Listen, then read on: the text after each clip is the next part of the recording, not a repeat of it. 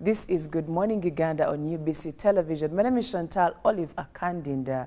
And of course on set I do have John Paul Sonko. I also do have Olive Monica Najuma, and after that we insert Robert. He's not here, but he's here, if you know what I'm saying. So welcome to the show once again. It is a Friday. Looking forward to making sure that we launch you into the weekend, turning it down a little bit, giving you some more energy. Now, if you listened to the poem that just played on your screen, I'm sure there was something or two to pick, especially when it comes to your culture and how you should be proud of it and how you should embrace it. And I like the fact that she centered it around her grandmother, because for some of us, it's our grandparents that actually taught us some of the things that we know, especially in culture. And leave alone culture, tribe and stuff, but how to be cultured, how to behave, how to do certain things.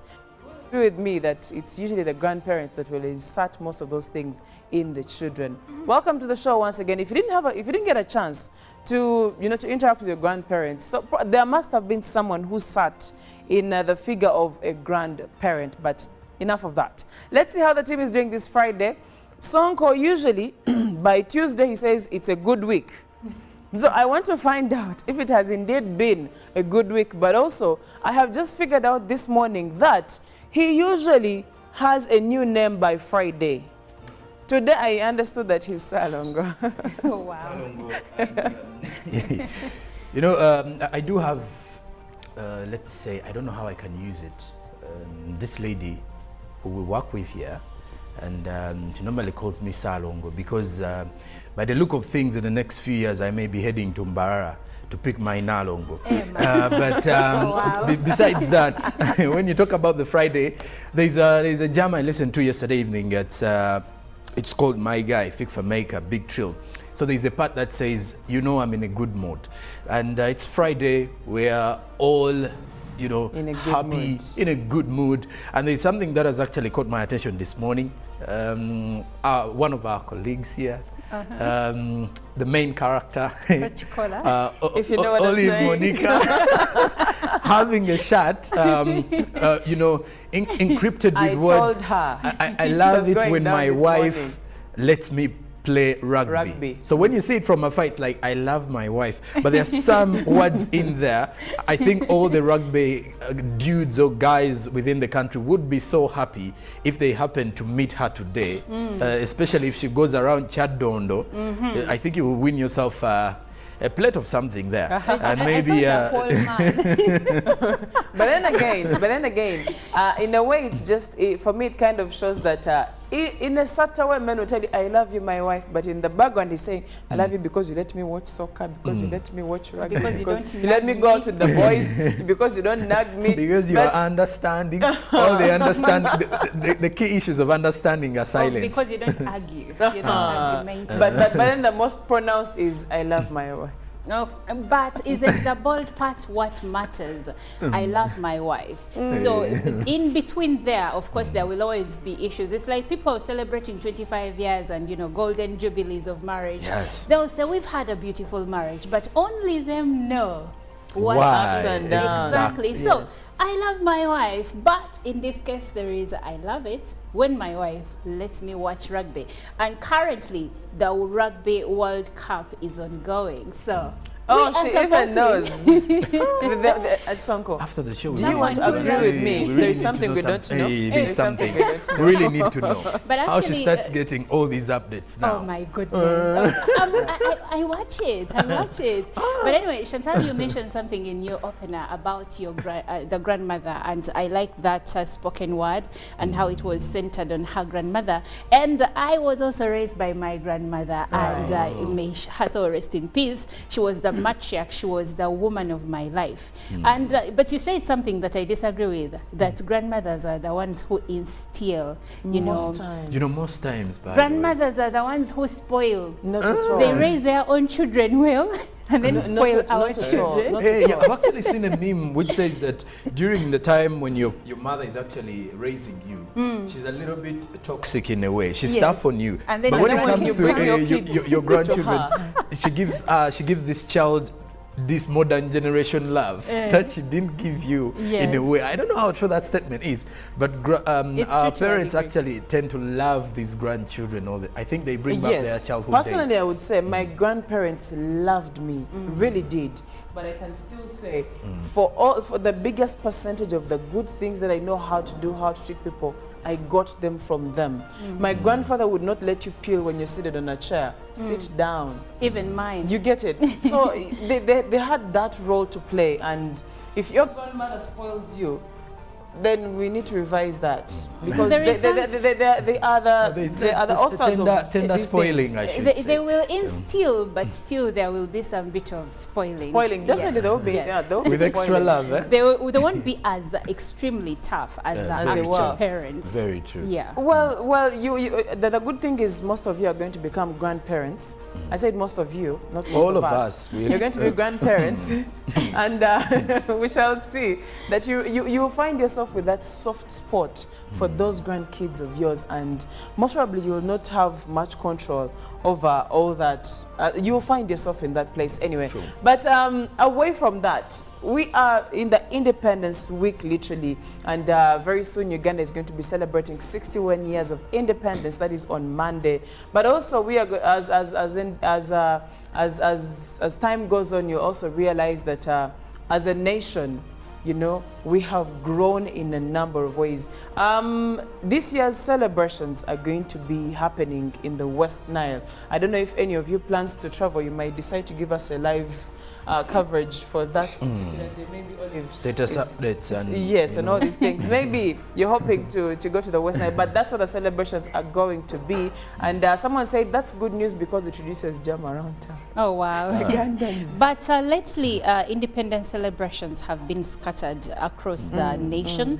They're no longer only centered in the central region. Especially so every ceremonial grounds where they were. Exactly. So every region gets to celebrate, to organize, and commemorate the day. Yeah. And of course, if you are not traveling, we will be bringing you live updates here on UBC, because that's what we do.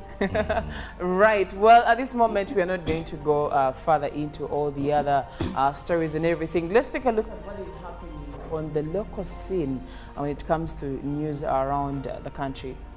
So yesterday was National Teachers' Day, and President Yoweri Museveni has expressed disappointment with teachers for not embracing the grade system for not embracing the grade system as a means of promoting educators, despite his earlier advice to introduce it into the education sector.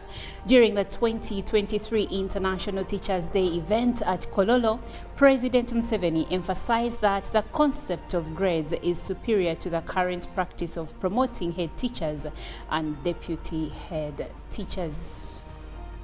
And moving on to the Trade Fair 2023 launch, during the officiating of the Uganda International Trade Fair 2023 under theme Driving Manufacturing and Trade Efficiency through Digital Transformation and Innovation at Uma Showground, Lugogo, the Vice President, Right Honorable Jessica Alupo, who represented the President, promised manufacturers access roads, electricity, and all support their need to make Uganda an independent country. And moving on, the joint security agencies successfully managed to curb the National Unity Platform's mobilized procession that aimed to welcome their party president, Kyagulanyi Ssentamu Robert, upon his return from abroad. Police spokesperson Fred Enanga confirmed the effective operation escorting Kyagulanyi from Entebbe International Airport to his residence in Magere, Wakiso district. Upon arriving in Magere, NUP President Kyagulanyi Ssentamu Robert addressed the media. And finally, legislators from the Committee of Environment and Natural Resources have demanded an explanation from officials at the Ministry of Energy regarding the significant increase in compensation costs for individuals affected by the construction of the Karuma hydropower plant. According to State Minister of Energy Sidronius Okasai Opolot, the cost escalation is attributed to several factors: an increase in the disturbance allowance from 15% to 30%, the need for additional land for the project, heightened court-awarded sums and revised values in subsequent addenda and supplementary valuation reports. Well, that does it for the news on the local scene. Thank you so much, Oliver. Let's take a look at what is happening on the international scene. And we are crossing over straight to Russia. Now, a Russian attack on the village of Roza, that is at the southeast of Kharkiv, has killed at least 51 people, including an 8-year-old boy, Ukraine says. Villagers were attending a wake for a local resident when a missile struck at 15 hours local time. Ukraine's defense ministry said there were no military targets in the area, only civilians. Kharkiv regional head Ole described the attack as one of the region's bloodiest crimes. He confirmed that everyone who died were residents in the village and that today's attack killed 20% of its population. 1/5 of this village died in a single terrorist attack, he said on national television. Ukrainian Interior Minister Iho said every household was affected in the village. From every family, from every household, there were people present. And moving on, at least 100 dead in a drone attack on cadet graduation ceremony. A drone attack on a Syrian military academy in the city of Homs has killed at least 100 people and left dozens injured. The explosive-laden drones targeted a graduation ceremony attended by cadets' families, and women and children were among the dead. The army blamed terrorist groups backed by known international forces. There was no immediate claim from the rebels or jihadists battling the government in the country's civil war.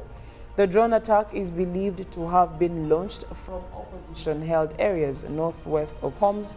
Later, first responders from the White Helmets reported that 5 civilians had been killed in intense government artillery and missile strikes on several cities, towns and villages in the opposition stronghold of Idlib province. And back in Africa, South African supermarkets are rationing eggs as the country grapples with a shortage of poultry products amidst the severe outbreak of avian flu. Some supermarkets have limited the number of eggs that customers can buy to 6, local media reported. Major retail chain Woolworths told local media outlet News 24 that it had implemented a limit on whole egg purchases in their stores to 6 per customer. Pick n Pay, another chain, reportedly asked people to shop responsibly and would limit purchases per customer to 1 or 2 egg packs. Producers have been warning of a shortage of eggs and poultry meat due to the outbreak and impact of power cuts on the industry. The Agriculture Ministry last week said that over 2.5 million chicken had been killed, with 5 of the 8 provinces affected by the outbreak. And speaking matters climate, some of the strongest flooding and heat spells have been recorded this year, coupled with record high sea surface temperatures and unprecedented shrinkage of polar ice. The month of September surpassed its heat record by 0.5 degrees Celsius and was hotter than the pre-industrial average by a whopping 1.7 degrees Celsius, according to weather agencies, who said the year is shaping up to the warmest year on record in what they described as an ominous sign of how the climate crisis is taking effect. We are now, overall, the global mean temperature to date was estimated to be 0.52 degrees Celsius above the current average and 1.4 degrees Celsius above the pre-industrial average, showed data from European Union's Copernicus Climate Change Service.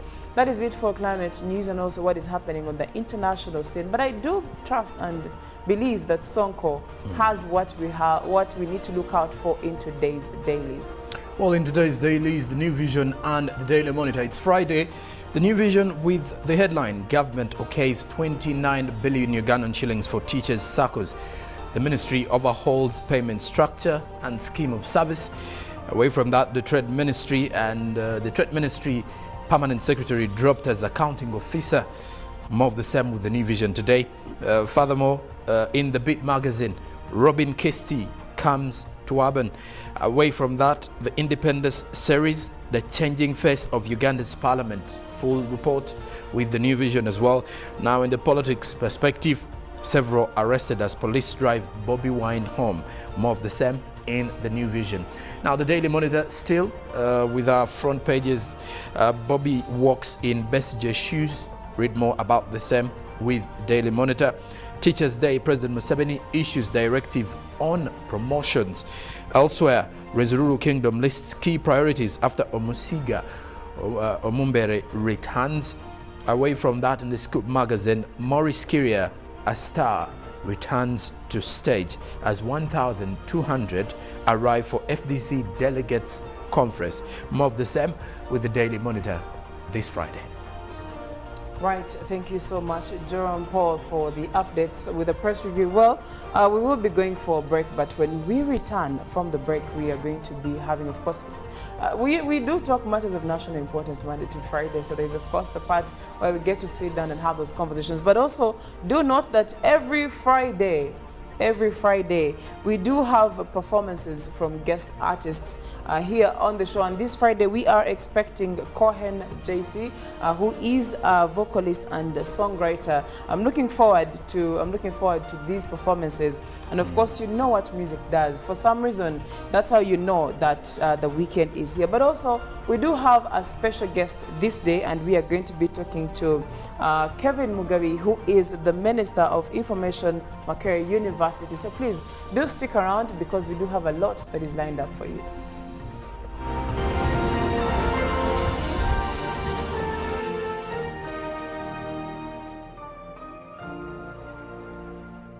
Pick of the day on UBC. One-on-one with Michael Jordan Lukomwa. A weekly face-to-face conversation focusing on accountability, inspiration, information, and sensitization of the public from the various sources, such as inspirational profiles. Having a disability is not inability. Every Friday, 9 p.m., it's one-on-one with Michael Jordan Lukomwa. Don't you see anywhere that you would give a credit in the fight against COVID? My role as the owner of the country is not to, be preoccupied by giving credit to my servant. We have said that if we are to talk to General Museveni, there must be certain conditions in place. Is it true that you paid 5 million shillings to MPs that voted for? Was brought to you by MTN Momo Pay is the easy way to pay. Dial *165*3# or use the MTN Momo app. You don't need cash. MTN Momo Pay is safe and free.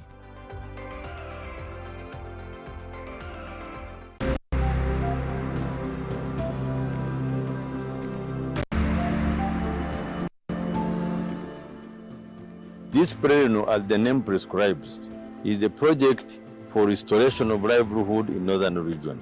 So it was designed to support the population in order to implement the national programs of wealth creation, improving household income, and this is done through supporting agriculture.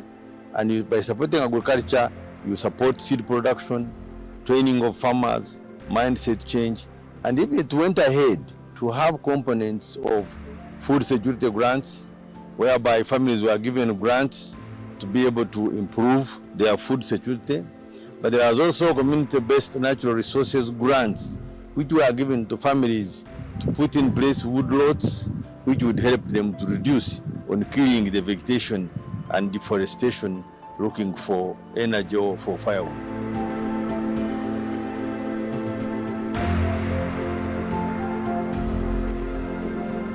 It's freaky! Freaky Friday from Airtel. Buy or gift. Buy or gift. Get freaky too. Dial *100*0# to load a Freaky Friday bundle for you to enjoy the best offers on voice and data. To buy a bundle for friends and family, dial *100*4#. Freaky Friday with Airtel. Buy or gift a bundle today. Dial *100*0# to get started. Airtel, a reason to imagine.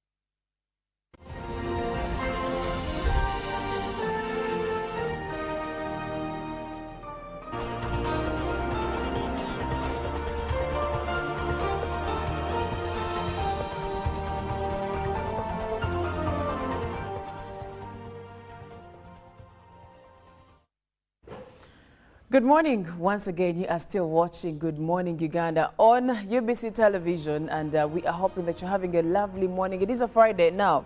It's a bit chilly. It rained last evening, so hoping that today shines. But if it doesn't, please be careful and carry something to warm you up. You can't afford to have a cold Friday. You just can't afford. Welcome to the show once again. My name is Chantal Olive Akandinda, and we are here to discuss matters of national importance. With me on set, I still have Jovan Sonko, I still have Olive Monica Najuma, and very geared up for the weekend. And today we do have a special guest, like I earlier told you. So we are going to be interacting with Kevin Mugabe, the Minister of Information, Makerere University, and the discussion is going to be centered on students' welfare and, of course, the increasing number of dropouts, especially in higher institutions of learning. We are going to be exploring the different causes. We're going to be exploring how best we can handle the situation. We're going to be exploring how do we get better breeds out of students that come out of these different higher institutions of learning. Welcome aboard. Please do remember to share your opinion on this very topic. It's already on the X app, so please do go there and do leave a comment. But also, you can reach out to us on our WhatsApp number. I will be reading it a little earlier. For now, I will be diving into this very conversation. But before that, let me first check on Mr. Mugabe and find out how he is doing. Then we can further dive into the conversation. Good morning, Mr. Mugabe. How are you doing? I'm always fine. Oh, wow. You are always fine. I thought it would come with the Friday, but if you're always fine, that means you have no issue with Monday. Obviously, yes. They usually say, as a leader, you need to be on the top notch. Every morning, every afternoon, every evening, you need to be there. They usually say people who like Monday, either seeing someone at work or or at school, something like that. So you might be having someone that makes you happy when you get to your office on Monday. But on Monday, we normally have cabinet meetings. It sounds like someone on the cabinet must be putting a smile on your face. Anyways, welcome to UBC Television, and we are glad that you could make time to be with us, and we are looking forward to having this conversation with you. And of course, to the rest of the team, I would like to engage you first when we talk about welfare and dropout of students.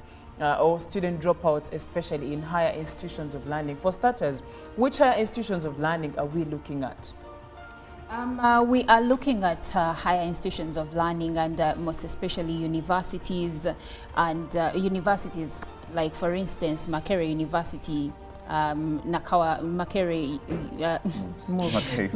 Business University Business School. Yes. We are and many others like Chambogo, Nkumba, and even private ones like Cavendish, Victoria University, and you know, technical institutions, because they are also higher learning institutions. So when we say higher learning institutions, we are looking at all of these ones. Is it technical ones? Is it the universities?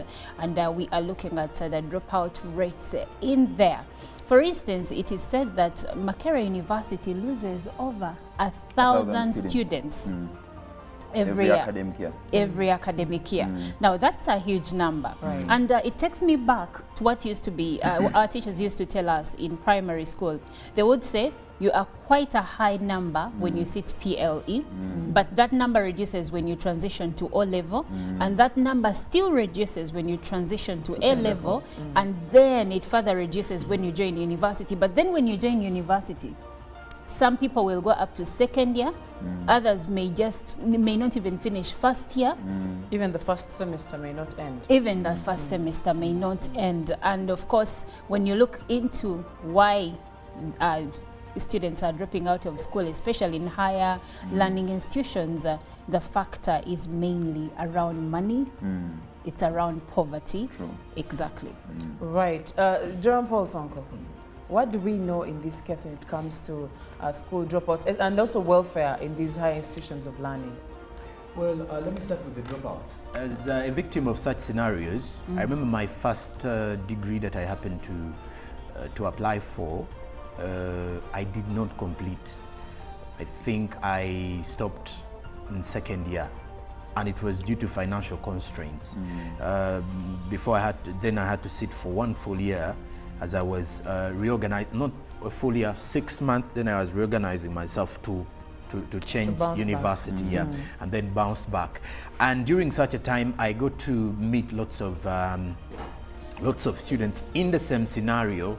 Maybe as for me, I did have a support factor of parents and siblings at the time, but then there are people who are actually having no one, you know, to help them at the same time, and all their focus is them working. And which kind of jobs, by the way, are you going to have during campus days? It's either you're having a petrol station kind of job, you know, at the fuel pump, or you're working in downtown Chikubo, doing a tan boy's job, or you're in Owino, and or you you're know, a waiter or waitress. You've heard of those statements of Ndimchibugan, Ndikuyiriba, but you're in there. The only best thing you can have is a 10,000 or 5,000 to push you through the next day, and you cannot pressurize your parents for more money because you also understand the system at home. So, and once it goes to second year, this is where the number of dropouts comes out. Because first year everyone is excited really, and people are feeling you know, the energy of joining university. But once they move into second year, people start changing you know, their career path. Some feel like maybe education is not worth it. Others feel like maybe it's a wastage of money. And they're like, you know what, with the stories people have been sharing, that after you get your degree, you go in to ask for a job or you apply for a job, they will still not give it to you if you don't have the rightful connections. So most of them decide to just drop out. And looking at the welfare part as well, this is something that is of a huge concern, especially around public universities. Why? Because with private universities, the welfare of students is prioritized from the perspective that you have to pay for it. And when you pay for it, that is when the university starts offering all this. Now, with public universities, you do realize that you're going there to study, but you expect it to come. And if you look at some of the strikes that come out from universities like Makere, Chambogo, most of these strikes are due to exactly. That used to happen. That used to happen. Okay, that used to happen. The Minister of Information. Most of those particular strikes have been due to welfare matters, and some of the students feel like maybe the university administration has failed to understand their needs and their wants at the same time, and that is why they normally go in and strike. And believe it or not, like he has said, they used to happen. During the time they were happening, there was a lot of you know, mishandling of students' welfare in most of these universities. Right. And to add to what Sonko just shared, a 2016 Africa Higher Education Student Survey project noted that almost 30% of all students in Uganda who join university education and various degree programs in various universities never finish their courses. They drop out. But still, tying it to what Sonko has shared, financial constraints.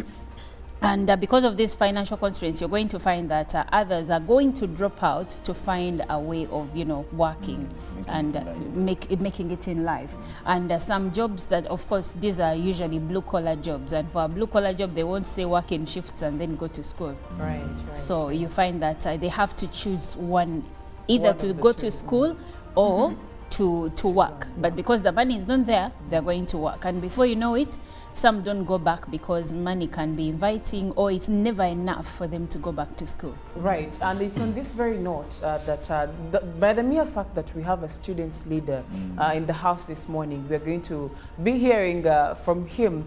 And we would like you who is there, some of us maybe left some years ago, and we may not know the prevailing circumstances, especially after having been corrected that the strikes that used to be. Yet some time ago, we heard about a strike where the Makerere students were talking about the fact that Makerere was insisting on doing online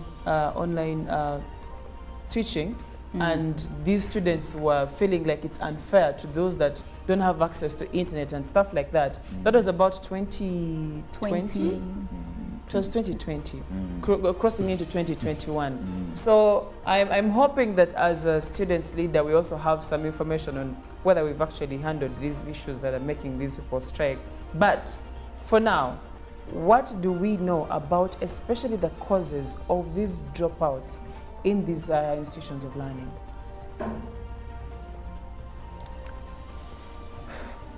Okay, thank you so much, Olive. I firstly want to correct you on saying we had a strike in 2020 at Makerere University. I want to say, I want us to get a difference between a strike and maybe a demonstration, something. A strike looks a humongous sort of word, especially I think I used the wrong word. It should have been a protest demonstration. Yes. Did you study law? Yeah, no, I didn't. No, you didn't. Yeah. Because now I'm a journalism student. Yeah. One and the same. Almost the same thing. Yeah, so the last time we had a strike at Makerere University was 2019, and I want to factually remember that was under Katerega Julius's government. So at Makerere University, yes, like you said, and like Sonko said, we have issues that mostly trigger strikes, demonstrations, and protests. Yes. But then, getting back to the issue of dropouts as well, I think it's all about financial constraints, because in Uganda, for example, people are coming from economically depressed backgrounds. People can't afford tuition. There are a lot of fees and dues that one is meant to meet before you settle in campus. You get, we have hostel, we have your own feeding and welfare, we have notes to buy. We have notes to buy. So it's so exorbitant, especially on some people that are coming from economically depressed, but not even only those. Even people that are well off. Sometimes they find this too much for them also. So at Makerere University, yes, we've been having issues, because the last time we had, like you said, a demonstration, it was because of online and then physical sort of presence on campus, especially in terms of teaching. That was all right, but the last time we had that was 2020, yes. We've spent now 3 years and nothing has cropped up. Well, in respect to that, if I may cut you short, that is good news, because at a particular point, for a parent who wanted to take their child to Makerere, the first question would be, won't they strike again? And that was a very big concern for some of the parents. But yes, please continue. Yeah, so of late we have even had Chambogo University overpowers, especially in terms of striking. But what again? Yes, but all this goes back maybe to the welfare of students, like we are saying. Yes, I can't say we are 100% there where we want to be, especially in handling students' welfare and all that. Yes, we have our mega issues that keep cropping up, and then when we sit with them, we tell them this is what we want. If you don't do this, then this is going to happen. Because like last semester, we had students' allowances delayed by literally 4 months. So it was a challenge not only to us student leaders, but even the administration, because it wasn't only at Makerere. Right. It was at Gulu University, it was at Chambogo, it was at Mbara. So it was. Those are public universities. Yes, yes, yes. So it was a national challenge. So we've been having issues. For example, we've been fighting hardly for our social events that were banned in 2021, the Freshers' Ball, the Parade Nights, the bazaars. So we told them that if you don't respond to us like we want, we are going to make something happen. And so they had to make it a policy of saying your social events are there now. Yes. So according to what I'm saying, the students' leaders, you have done your part, or you've tried to do your level best to make sure that the welfare of the students in these schools are improved. Prioritized, not even improved. Okay, prioritized. So now when we go to the dropouts, and we talk about majorly, we center the reason on financial constraints.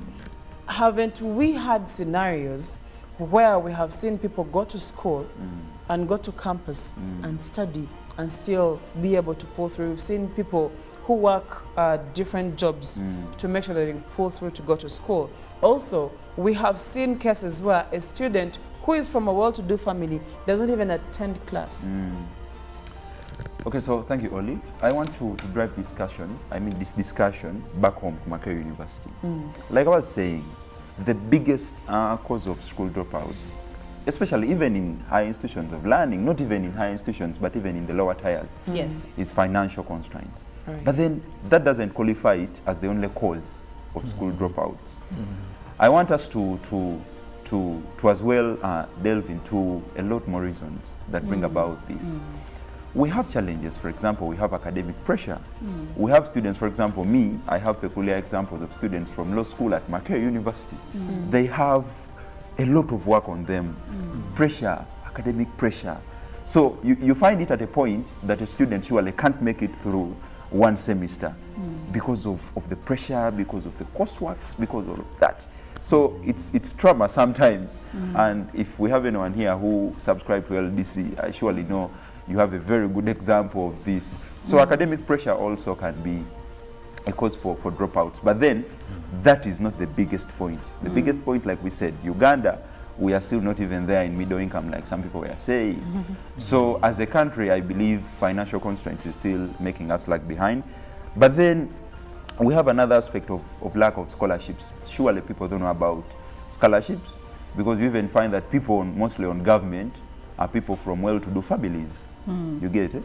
And then people that are coming from impoverished backgrounds, people coming from places I won't mention, surely don't have access to this. You find that people coming from Madi, we have only 3 students on government.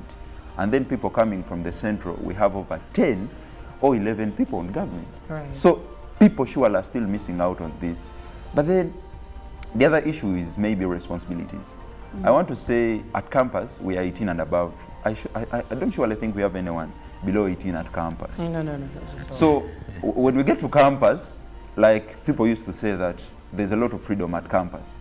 And I want to use Makerere University because it's the university I understand best in this country. True. So when we get to campus, for example, we are 18 and above, and I understand everyone understands what I'm saying. So people tend to get other responsibilities. People need to meet other responsibilities. So in the end of the oscillation, you find it that someone can't surely concentrate this way because of the other responsibilities that someone is having. Yes. Then maybe health problems also, not just mental, but physical problems. So some people, yes, it happens, and we need to give it attention also. Tend to drop out because of health problems. You might find that a friend is being diagnosed somewhere, is hospitalized, because we've been having these cases at University Hospital at Makerere. But like I was saying, I want to get back to law school, whereby we are having I think we just need to do a story about this because there's a lot happening at law school. At law school, the Obviously, pressure. yes. The pressure is too much. The pressure in law schools internationally Yes. is actually very high. But and not when only it law comes school. to the bar exams, that is LDC, that is where, because you see, they study a lot, the expectations are a lot, Really, and all really in high. 9 months. So most people, some people, not most people, some people break down, some people cannot handle. That's why you can find someone going through LDC for like 3 years. And of course, the failure rate at LDC is extremely high. I believe we all remember a few years ago when over 90% or even more students who sat for their bar exams failed. Actually, last year and the year before that is when people started, you know, passing in a bit of high numbers. But I remember around 2020, the results were not good. Actually, students even were saying that it's like LDC was on a mission to fail them. But actually, away from that, it is also said that 20% of girls drop out of university compared to 5% of men. boys, Yes. So when you look at that, you will realize that probably some of these girls get into early marriages, maybe issues with pregnancy, and many other factors that affect the girl child, so they end up not finishing their examinations. But also in 2019, it was said that most of the affected courses where people drop out the most are humanities courses as compared to the sciences. And humanities courses usually take on more students that's right, compared to the science courses. And most of these students apparently do not finish their courses on time. Because still in 2019, around June, over 1,800 students from humanities courses were discontinued by Makerere University because they did not finish their courses in time. So there is that too. Yes. People, I think, get lazy at some point. No, it's not. You are the one who is there. You could tell us. I think it's not laziness. And I love the fact that you've used the examples of the humanities students. Yes. You see, with the humanities students, I think the job market or the job space in Uganda here is limiting. It's not favorable. It's not favorable. Yeah. That is the right word, because we have so many people into the humanities or let's say social sciences, and then the job market for them is actually already filled up. And now most of them, once they get a job somewhere during their time of school, why most of them actually drop out during the course of their degree or any program they've actually applied for, is after getting a job somewhere, they start realizing about the harsh reality of life. That there are some places whereby they're going to give anyone a job, regardless of which course they did. And once you don't appear or don't turn up for your work, for your work roles or duties, you're likely to lose this job. And so most of them, if I've had conversations with most of my friends who also just dropped out, and they were like, you know what, Sonko, it's really not making any sense anymore. If I get my degree, and after getting my degree, and the best I can do is getting, let's say, a visa and go out of the country to work, and yet once I go out, they're not going to ask me for these academic papers, credentials. then why would I waste my time? So they lose that morale simply because of the job space in the country. That's right. And I think that is also something that we really need to look at as well. Because because we also have students who have actually come from very wealthy backgrounds where the parents are very supportive and the child just deliberately dropped out. Yeah, that's right. Sonko, maybe if you could permit. Sure. I talk about your point of unemployment concerns. Yes. I come from the College of Humanities and Social Sciences. Choose one of the biggest colleges at Makerere.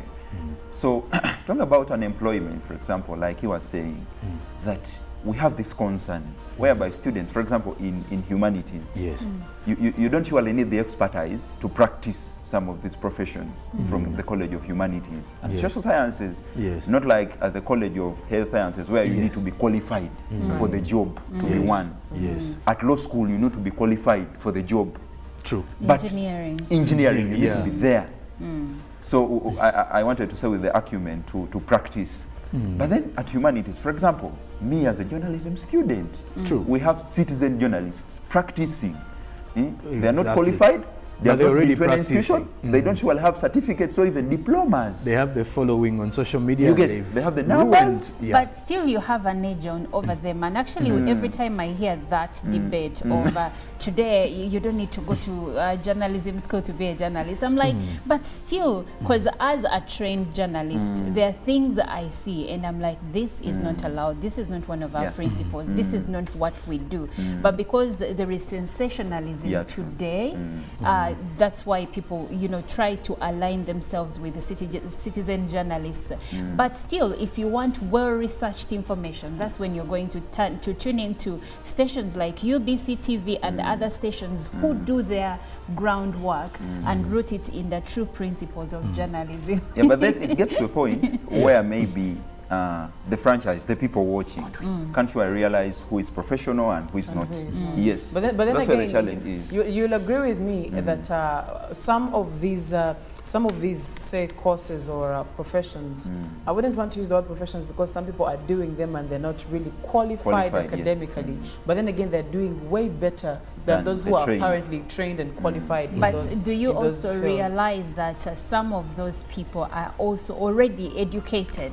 They're not doing this from scratch. I'll give you an example of one journalist, Samson Kasumba. He is a journalist that has a degree in theology. Yes. But he's doing very well in journalism. He didn't go with his senior 6 certificate and said, give me a job. Yes, he had studied something. Maybe if you put it out like that. But at this point, I would like to call upon our dearest viewer to interact with us and share your opinion. I've already seen the comments coming through. Please keep them coming. I will be reading them out early. And we're talking about students' welfare and, of course, the increasing number of dropouts. The number for you to text, in case you want to text, is 0709 602 592. You get to have a conversation with us. Let us know what you think. But also you can go to the X app, leave a comment. We'll be able to go through those comments and share what your opinion is. Now, I do have, as a students leader, I do have a few more questions for you. As someone who is on ground, as someone who has who is on the side of the students, but also on the leadership side, what has been the role of the universities in the dropout, in the increasing number of the dropouts? As in the role? What has been the role of the universities when it comes to what have they contributed to the dropouts? You know, the causes that, you know, if we were to sit and say we are blaming parents, we are blaming students, we are blaming the government, we are blaming institutions, what has been the role of the universities? What aren't they doing right? Okay, I get it better now. So, Olive, if you could permit, I want to drive the discussion, like I always say, back to Makerere University. At Makerere University, we used to have a policy that us, as a students' guild, we are looking up to reviving, whereby a student was allowed to sit for exams after completing 70% of his or her tuition. Yes. But then it got to a point, for example, I remember last year, I mean the last academic of academic year, whereby you had to complete 100% of your tuition for you to sit for an examination. And that was a little unfair because if the university was complaining that we are being held back by financial constraints and that's why we are not in position to pay allowances for government students, they should have understood also that parents are having the same problem and challenge, that they're having financial holdbacks, they can't surely meet these tuition obligations. So we tried engaging administration, telling them this is not just on you, but to everyone. Parents are having the same challenges, they are having the same reasons as to why they are not able to meet this. So if a student, for example, has fulfilled 50%, I entirely feel that is enough commitment for someone to be allowed to sit for an examination. Right. You get? So the university was so reluctant on allowing students who had cleared half of the tuition to sit. And our challenge to them was, if these people have contributed 50% of their tuition, after all, no one leaves Makerere University without completing tuition. Right. You get? So no if one someone gets the transcript. Yes, no one gets the transcript because you can't leave Makerere if it's demanding you or you're demanding it. So if someone has committed Right. 50% of the tuition, allow them sit for examinations. Adding to that, I remember there is somewhere I used to work and students used to come and pay their tuition through our bank. And I remember this university was extremely strict that you could not sit exams when you had a balance. Sometimes the bank charge was 2,550. But then you'd find that someone has a balance of 1,000 shillings, 500 shillings, yes, and they're refused, and they are yes. in a line for like a full day trying to clear to zero. And in my head, I'm like, okay, we are not in the business of losing money, but 1,000 shillings can be cleared anytime. Let someone sit the exams. It can be carried forward to the next semester. Just ensure that the students know that before we do the very final exams or before graduation, we have cleared everything. Yes, yes, yes. But they used to tell them to clear everything. So sometimes you'd find that the bank charge was more than the outstanding balance. Yes, yes. And that is very true. Personally, I've paid bank charges of about, I've paid money, I think 3,000 shillings with a bank charge of 2,500 shillings, a difference of 500 shillings. Yes. So I totally get what you're saying. So, so one of the things we have seen as the contributing factor on the side of the universities could be the strict rule when it comes to tuition payment. So what could we be having other, other reasons that we could put forward as we now get into finding solutions on how to avert the situation? Reasons surely have to exist because, like I was saying in my precursor, that it's not only one thing that contributes to something happening. So there are other reasons, but the central reason, even us as a guild, that we stood on to challenge the policy of the administration was their strictness on not allowing students that had completed 70% of tuition. Because I remember even at my college, College of Humanities and Social Sciences, there's a student who completed 100% of tuition, but simply because money was not reflecting on his portal, he wasn't permitted to sit for an examination. But then he had he had the completed. receipts and everything. Yes, he had completed in the morning, but simply because money had not reflected on the portal to print an examination permit, he wasn't permitted to sit. So maybe I can say, maybe irregularities of the portal, something, because sometimes you pay tuition and it takes like 3 hours to reflect. Yes, so you get to a point when money has just been sent to you, you have an examination in the next hour, so money failing to reflect as soon as you can also makes you unable to sit for an examination. So I think it's all about the university loosening on some of the policies, on one's qualification to sit for an examination, and then two, maybe trying, because we have a lot of traffic, especially when we are gearing up to examinations. Yes, there's a lot of traffic, everyone is printing an examination, permit. So a lot of students accessing the portal. In the end of the day, it jams.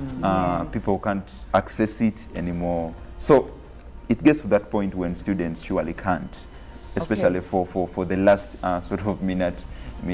And Chantal, just to add to what he's saying briefly, there was a study by Guti, Nachibuka and Kajumbula, and they said that most students that they talked to, they argued that partly the reason why they drop out is because they have unfavorable lecture rooms. I think for some public universities, the number, the number of students compared to the rooms where they're supposed to have the lectures, the number is high, so they're crammed in there, almost can't breathe. And then others say that they do not have enough study material, or I think when it comes to study material, it is mainly the money bits, because you find that you have to buy the handouts in most cases. So if you're not in position to buy them, then at some point you have no material to work with, right? Only if you could permit. I surely didn't come here to put my university in the light. No. But then these are findings by your lecturers. Yes. But then at Makerere University, for example, this academic year, we had a very big number of people that were admitted to the university. It gets to a point, for example, from where I come from, the College of Humanities, when you can't surely attend lectures in one lecture room, you have a very big class, because I was attending a class of literature where we had over 1,000 students, and not at Makerere University. It's only one venue where we could fit. So it gets to the point of saying infrastructure. Sometimes we have lectures where we are overcrowded and people can't surely concentrate. So that can as well be a reason. But then in the context, yes, it's not so central, yes. Yeah. But according to the study by Makerere University lecturer, yes, it happens. These are some of the reasons that students get that put forward. Yeah. Well, you're saying something, Olive? No, saying something. Okay, great. As we are moving on, I do have some comments. Before I get into the comments, just to give you a heads up, we will be talking about scholarships, especially the availability and accessibility. So let me just go through some of the comments, then we can get into that. And some of the people that are commenting, please do make sure that you leave a name when you are talking to us. We like to personalize our conversations with you. Cricket Derek Gagamel from Makindi. First of all, thank you so much for always being part of the show. He says, good morning, Chantal, JP, Olive, and the guest. I think most students drop out due to various reasons. First of all, at universities, there's too much freedom. One can attend lectures not by force but willingly, unlike in college, and things like clubbing, happening, etc. are the song of the day to most institutions. So most students lack self-control and they end up being diverted. Secondly, some students are frustrated along the way by seeing unemployed graduates struggling to get jobs with their documents. Yet for every graduation ceremony, chancellors tell them, go be the job creators, not seekers. It has also become a meaningless song, which is not effective. Lastly, some students just have fear. They have a mentality of saying, the higher you go, the hotter it becomes. It's supposed to be the cooler it becomes. So they drop out before things get hot for them. Thank you so much, Cricket Derek Gagamel from Makindi, Luafu. Also, good morning, guys. Thanks for the show. School dropouts are increasing every day at every university because the tuition is hiked every now and then. This person did not leave a name, but thank you for your comment. Hello everyone, this is Fatuma. I think lack of dedication and time for classes and courseworks is one of those causes. You know, when students join campus, their thoughts about it are mostly about enjoying. I'm free to do what I want, among others. So along the way, many issues get them lagging behind and hence dropping out because the much pressure which was to be avoided initially, because I know finances are also a problem, but many utilize the money for other stuff. So he's talking about people who eat their tuition. Ogwang Gilbert from Katakwi says, live in Kampala now, students, the most challenge students have is fees and house responsibility. Then Daniel Innocent says, good morning, Uganda. Another cause of the dropout could be loss of motivation in their course or program given to them. This is because a student may be given a program choice he or she is not interested in. But you apply for these courses. Why did you put them on these documents? Moi. Then Lutex Abdul Wakiso. I'm made to understand that most dropouts are beautiful girls who eat their tuition with their boyfriends. Okay, listen. These are some of the reasons that make up like 0.1% of the reasons as to why we have dropouts. Okay, they're eating the tuition with their boyfriends. It happens, but then again with their boyfriends. Girls drop out, honestly, this is not even a light issue. Like we said earlier, 20% of girls drop out compared to 5% of boys. And the reasons are not really centered around them eating tuition with their boyfriends. You see, there is the hustle culture that we have where some boy children can actually take on menial jobs to support their education when push comes to shove. And you'll find that in most cases when a girl comes from a family that is financially constrained, she may not be able to do the same menial jobs that the boys are doing to support herself through school. So what happens? She drops out.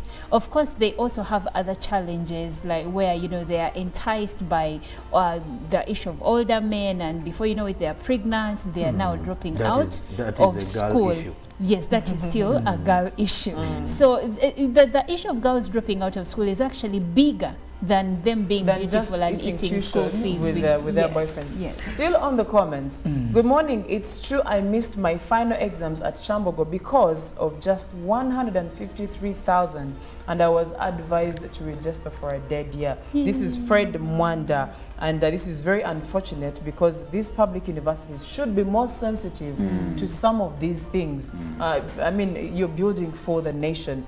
This is Patrick Lubega. He says school dropouts are brought in most cases by students' laziness, health problems, and also harsh school policies. And like we earlier talked about, comments are still coming in, so please do keep sharing. I will be reading the rest as also time takes us by the, you know, we seem to be running out of time, but we are supposed to be talking about scholarships. You mentioned the information is not readily available. You mentioned that people who get the scholarships are not maybe the most underprivileged, which is supposed to be the opposite. Yes. So how do we, which as a students leader, you might be having information that can be useful to someone out there who needs to even know how, I don't know how they get a scholarship, honestly. Okay, thank you so much, Chantel. At Makerere University, for example, to me as a students leader, we have a couple of scholarships for students. Lately, we've been talking about the gender mainstreaming scholarship coming from the Chinese embassy. So we've been advising our students, especially students in second year, to apply for this scholarship at Makerere University, for example, because it's what I understand best. So, but we have other scholarships as well. We have, for example, we have the MasterCard Scholars Program at Makerere University. They have offices, especially for people that are underprivileged. You get to a point that at Makerere University, for example, we have, I'm not so factual about the number, but we have a humongous number of students on MasterCard Scholars Program. Then we have those on government. I think that is known to everyone. We have those on government, we have those on district quota. But then I want to emphasize the point of the gender mainstreaming scholarship at Makerere University. We've been advising and pushing, even for those that have been admitted already, for them to apply so that tuition can be waived off their necks. When you say gender mainstreaming scholarship, Yes. what exactly does that mean? So this is a scholarship that is sensitive to gender, not only to a specific gender, but both. Only that the female gender tends to be mostly accommodated in this scholarship, but even males can as well apply to this. So in this, we just want to be so gender sensitive in a way that if we have two men, I mean two male students, we as well to have two female students. So that's why it's trying to balance. Yeah, it out. try to balance in the equation. Okay. Yes. And this is information that has been given to some of these second-year students. Obviously, yes. We've shared this information with them on our platforms, on Twitter, on WhatsApp, everywhere. We've even approached them in classes, telling them to apply. What about someone who wants to actually get a scholarship, but is in the far parts of the country and may not have access to you, the students leader, at the moment? How do they get such information? I entirely believe at Makerere University, for example, Makerere University is widespread as an institution because we have MOBs, for example, we have in Jinja, you get it? But it gets back to a point of being concerned also as a student, because I entirely believe when you make it to senior 6, you can seek and look out for information. Especially in this day and Yes, age. especially in this age. So we normally put this on our platforms because even as a government of Uganda, you can't reach everyone on ground. But we tend to put out this information on our platforms, on Twitter. We share in WhatsApp groups, not only academic WhatsApp groups, but everywhere. But mostly, let's utilize X, Twitter. Yeah. Okay, sorry, did I?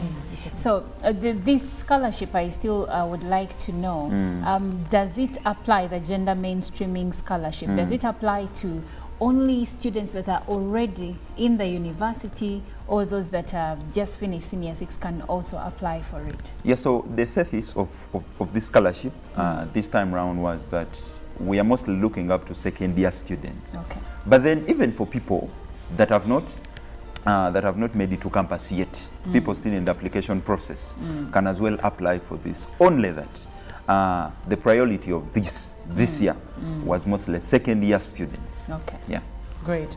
I do have a question, and I'm going to start with you, Jovan Paul. We have seen the role of the students when it comes to the reasons as to why we have dropouts. We have seen the role of the universities We've not explored everything, but we've seen the primary roles. Let's take a look at the role of government. May not be in the increase when it comes to the increase of dropouts, but what role can government play to avert this situation so that we have less dropouts and we handle the situation better? To you, Paul. You see, for lack of a better word, this is something where the government is going to play the minimal part of all, especially maybe around the public. If it comes to public universities, I would first of all feel the government really has a lot to do. And then on that issue of private universities, the government may not be someone to look at, or may not be the body we need to look at. But when it comes to the public universities, like the fact that students are not granted the chance to sit for an exam simply because of tuition balance says a lot about the administration of these universities. The mere fact that it's called a public university and why people rush to such universities, it's because they do understand that regardless of how much the tuition is, it should not exceed the same fee someone from a private university is paying. Because as a private university, it's entirely business. This as a public university is an entity. So the government really needs to come in and at least put some clear guidelines that at least let this child sit for the examinations. Because believe me, if I want to get back my my transcript and everything, there's no I'm going to appear in the at the graduation tent if at all I didn't complete my tuition and my name is not on the list. If at all it is all that matters, allow me sit my exams, let me look for the money, because I will actually be motivated knowing that, well, if I have done my finals, then I will still need to get my papers or my documents. Then I have to look for money to go in and get my documents, because that is the most important part. Right. And in our universities these days, even the person who has actually paid tuition to the dot will still face the same issues while going back to get their transcript, for example. So you will still go through the different issues, challenges, like as if you didn't even pay or clear. Right. We even have scenarios where some of the universities are still living in, are still having files, even in this digital age, whereby someone needs to go into a certain library to look for their file. Imagine if you've been doing a course of 4 or 5 years, 4 years, and then after graduating, you're supposed to go back to the university to check out for your documents, and they send you to a specific office to hand down for your file of over millions of students who have actually been studying in the same. So there's need for government to also push for digital moves into the public universities, to me, because private universities, for someone who's actually studying currently with under a private university, I can actually tell you there's a new trend with private universities that most of the public universities haven't yet experienced. It is more like internationally, driven with the way they do, with the way they handle education matters. So I think that is something the government can at least borrow, if it's like borrowing a leaf, 1 or 2 from the private universities to actually use with these government-aided universities. But as of now, the key issues I want to believe during this particular dropout cases are majorly people issues, not people created, but there are people issues whereby you do not have the finances, the laziness comes in, the desire for you to actually change career paths, and maybe, at times when we are living in denial and you're seeing your friend is actually developing at a faster rate, and you feel like if he didn't go through school and he's developing at a faster rate, then why do I need a school? You drop out. So the government here plays a major role when it comes to the public universities, to me. Privately, if we'll only do the regulation part, but most of these private universities are businesses. Right, thank you, Jovan Paul. Olive, what would be some of what role would you think government could play when it comes to averting the challenge of dropouts in higher institutions of learning?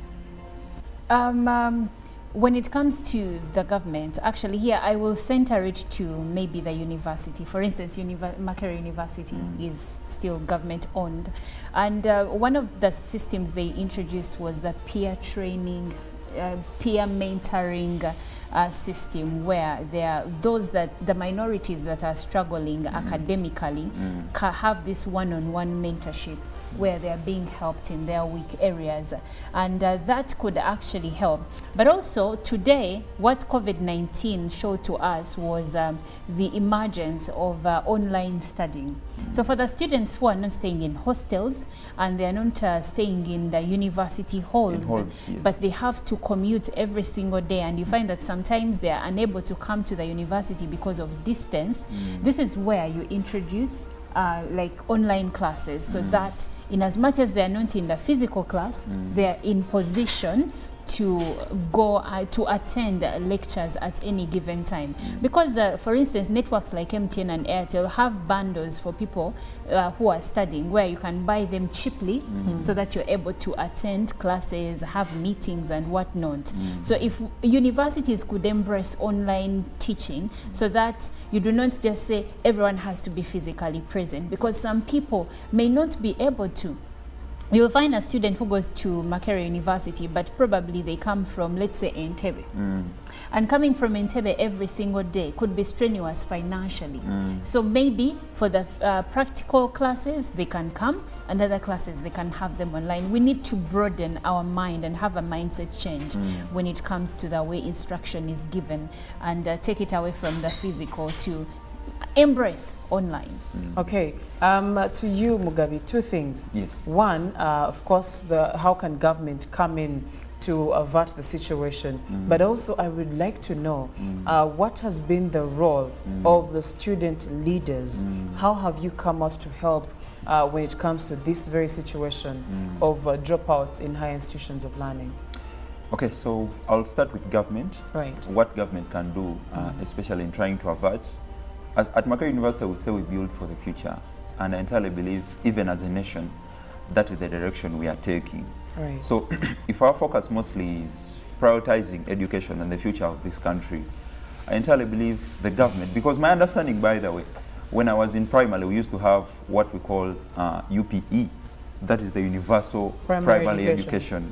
And then at secondary level, we have USE, Universal Secondary Education. But then it seems like at university we are missing out on this. Yes, we understand we have public institutions, but then it gets to the point where fees is so exorbitant. And at Makerere University, for example, we are not paying tuition to the university. We are paying tuition to URA. Yes, the Uganda Revenue Authority, because this is a public institution. So if there was a way where government, because government of Uganda is not feeding on taxes or money that is being paid by students from Makerere University. So if there was a way of looking into the tuition policy of Makerere University, trying to understand the plight of Ugandans, because I entirely believe the best person to understand the situation of Uganda is the government of Uganda. So look into this. If we can maybe look for ways of how to accommodate the plight of Ugandans into the paying of tuition at Makerere University, using it as a benchmark. I think that can be a very big thing for us. So my point to government should be, through the national broadcaster, is that if at Makerere University, for example, because in public institutions, we keep having, for example, increments on tuition. We had a strike in 2019 where we're protesting against the 15% tuition increment. Why this? Because I entirely believe all resources to run a university, for example, a public institution like Makerere University, are catered for or pushed to the university by government. So why all this? It shouldn't be independently on the shoulders of students and parents. Okay. And then talking about what student leaders we've done. As we wrap up. What student leaders we've done. At Makerere University, the 8th Guild government, we are launching a campaign called Save a Makererian. And in this, we are looking for ways of fundraising tuition to mitigate school dropouts, especially at Makerere University. So in this, we are going to approach alumni because we have the biggest network in East Africa, if not Africa. We are going to approach people that studied from Makerere, organizations, even staff members, even fellow students, to look for ways of how surely we can as well be part of the cause of trying to deal with school dropouts at Makerere University. We surely want to build for the future, and we don't want to see our peers and fellows drop out of university. Right, thank you so much. You've heard it all from Kevin Mugabe, who is the Minister of Information at Makerere University. And we are so glad that he could be part of the discussion. We've been talking about students' welfare and dropouts in higher institutions of learning. Fortunately or unfortunately, we're going to have to close off this conversation. But I see your comments coming in, and I will definitely read them at a later time. So please do stick around with me. You will be getting your comments read on here, and we're calling it a wrap for this particular segment of the show. Thank you for being part of us, and we will be getting into a very short break. When we come back, Cohen is already in the house, and we're going to be diving into the performances.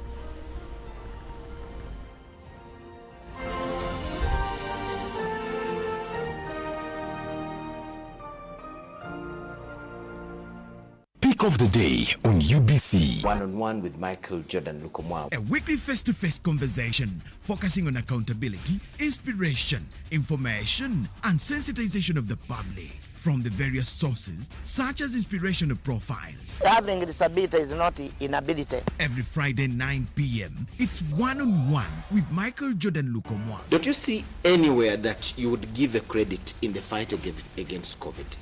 My role as the owner of the country is not to, be preoccupied by giving credit to my servant. We have said that if we are to talk to General Museveni, there must be certain conditions in place. Is it true that you paid 5 million shillings to MPs that voted for? Was brought to you by MTN Momo Pay is the easy way to pay. Dial *165*3# or use the MTN Momo app. You don't need cash. MTN Momo Pay is safe and free.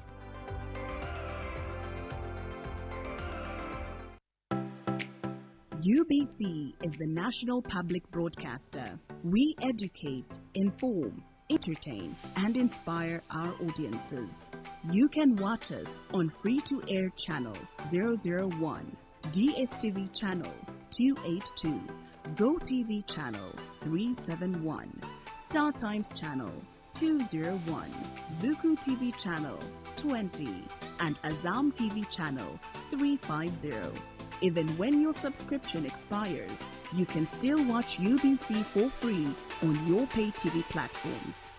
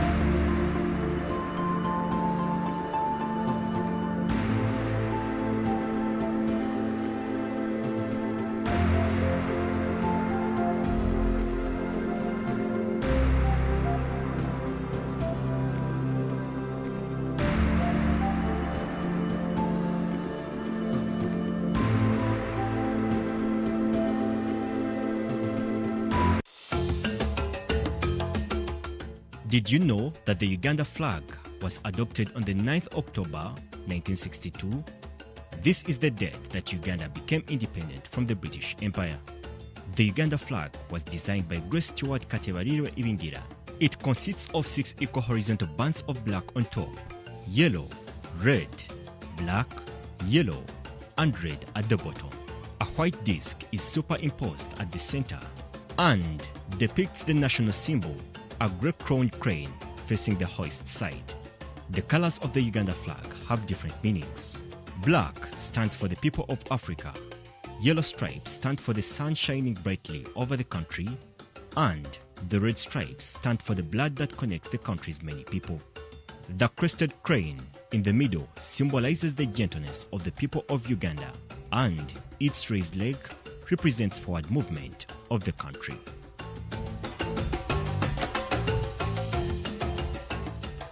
It's Freaky Friday from Airtel. Buy or gift. Buy or gift. Get freaky too. Dial *100*0# to load a Freaky Friday bundle for you to enjoy the best offers on voice and data. To buy a bundle for friends and family, dial *100*4#. Freaky Friday with Airtel. Buy or gift a bundle today. Dial *100*0# to get started. Airtel, a reason to imagine.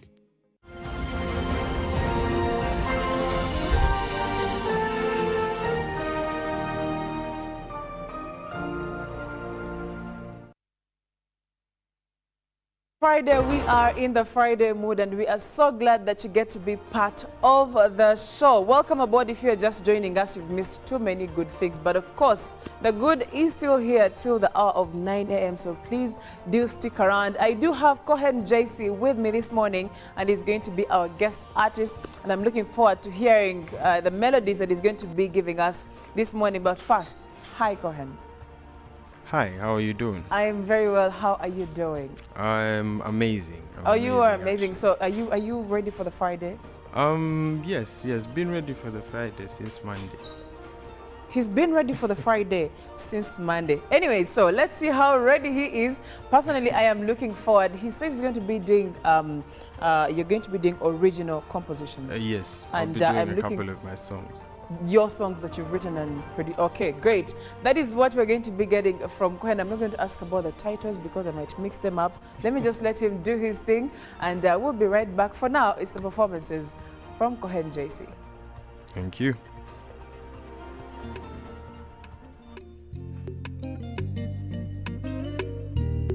You ask one. One siga sembere mukwano gwo awatali kusika miguu omubiri ne gwagala naye omutima guchaganye. I wanna be here for only the right reasons. I wanna leave your heart how I found it. When it's all said and done, it goes down to who would have loved you better. Then I know you think I'm the one that's gonna treat you like a lady. I wanna be that guy. I really wanna be that guy.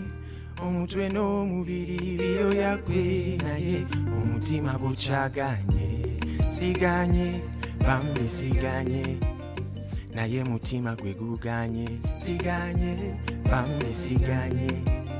Naye mutima gwe guganye. Nange njagala okuba ekyo ky'oyagala. Naye omutima gwe guganye. Bambi njagala okuba oyo gw'oyagala. Naze tonyigira siri musobya, baby. I would have loved to know you better. I will not be those guys who take your love, heart and soul for granted. Like I don't even understand it. Like I don't really get the spark. Omutwe n'omubiri biyo yakwe naye omutima guchaganye. Siganye, bambi siganye. Naye mutima gwe guganye. Siganye, bambi siganye.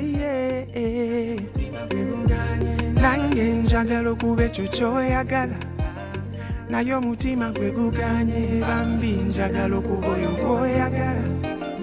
nayo mutima gwe guganye siganye bambi siganye nayo mutima gwe guganye you already know.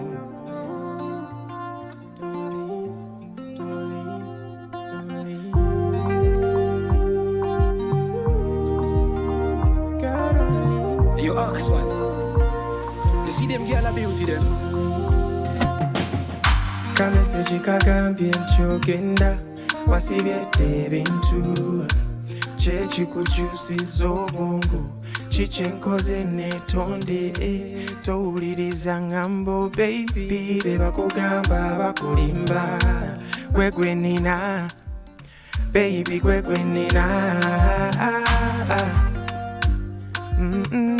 ebitusatulula tubirabengera oba ogenda wakiri ntwala girl don't leave me don't leave tiboba ogenda wakiri ntwala nawe nze ntwala nawe wakiri ntwala nawe kameseji kagambye nti ogenze baby amasimu ngakuba pick up your phone I'm calling you nina kyembuuza baby you walayira nti tuliba wamuluberera abaali ababiri tubeera omu kati ogenda baby where are you I love you you know I do pick up your phone I'm calling you girl I'm calling you oh ogenda wakiri ntwala God don't leave me just don't leave me don't leave tiboba ogenda wakiri ntwala nawe nze ntwala nawe wakiri ntwala nawe tiboba ogenda wakiri ntwala kale ntwala nawe boba ogenda wakiri ntwala nawe nze ntwala nawe wakiri ntwala nawe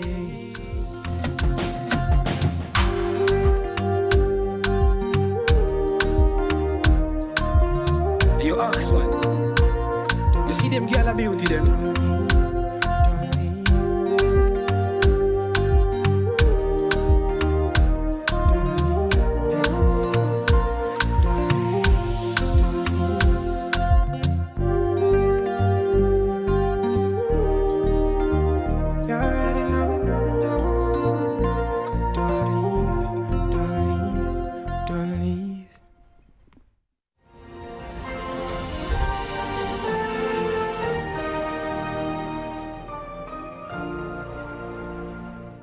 Of the day on UBC. One-on-one with Michael Jordan Lukomwa. A weekly face-to-face conversation focusing on accountability, inspiration, information, and sensitization of the public from the various sources, such as inspirational profiles. Having a disability is not inability. Every Friday 9 p.m., it's one-on-one with Michael Jordan Lukomwa. Don't you see anywhere that you would give a credit in the fight against COVID? My role as the owner of the country is not to, be preoccupied by giving credit to my servant. We have said that if we are to talk to Jovan League, there must be certain conditions in place. Is it true that you paid 5 million shillings to MPs that voted for? Was brought to you by MTN Momo Pay is the easy way to pay. Dial *165*3# or use the MTN Momo app. You don't need cash. MTN Momo Pay is safe and free.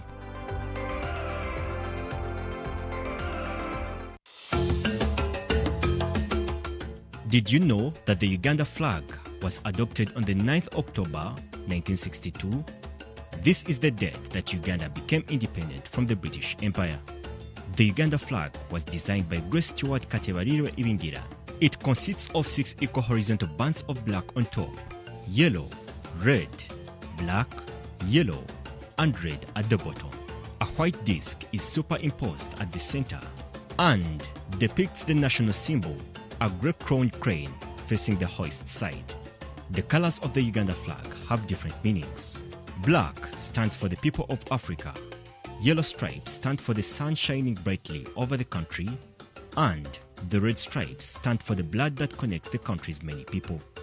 The crested crane in the middle symbolizes the gentleness of the people of Uganda, and its raised leg represents forward movement of the country.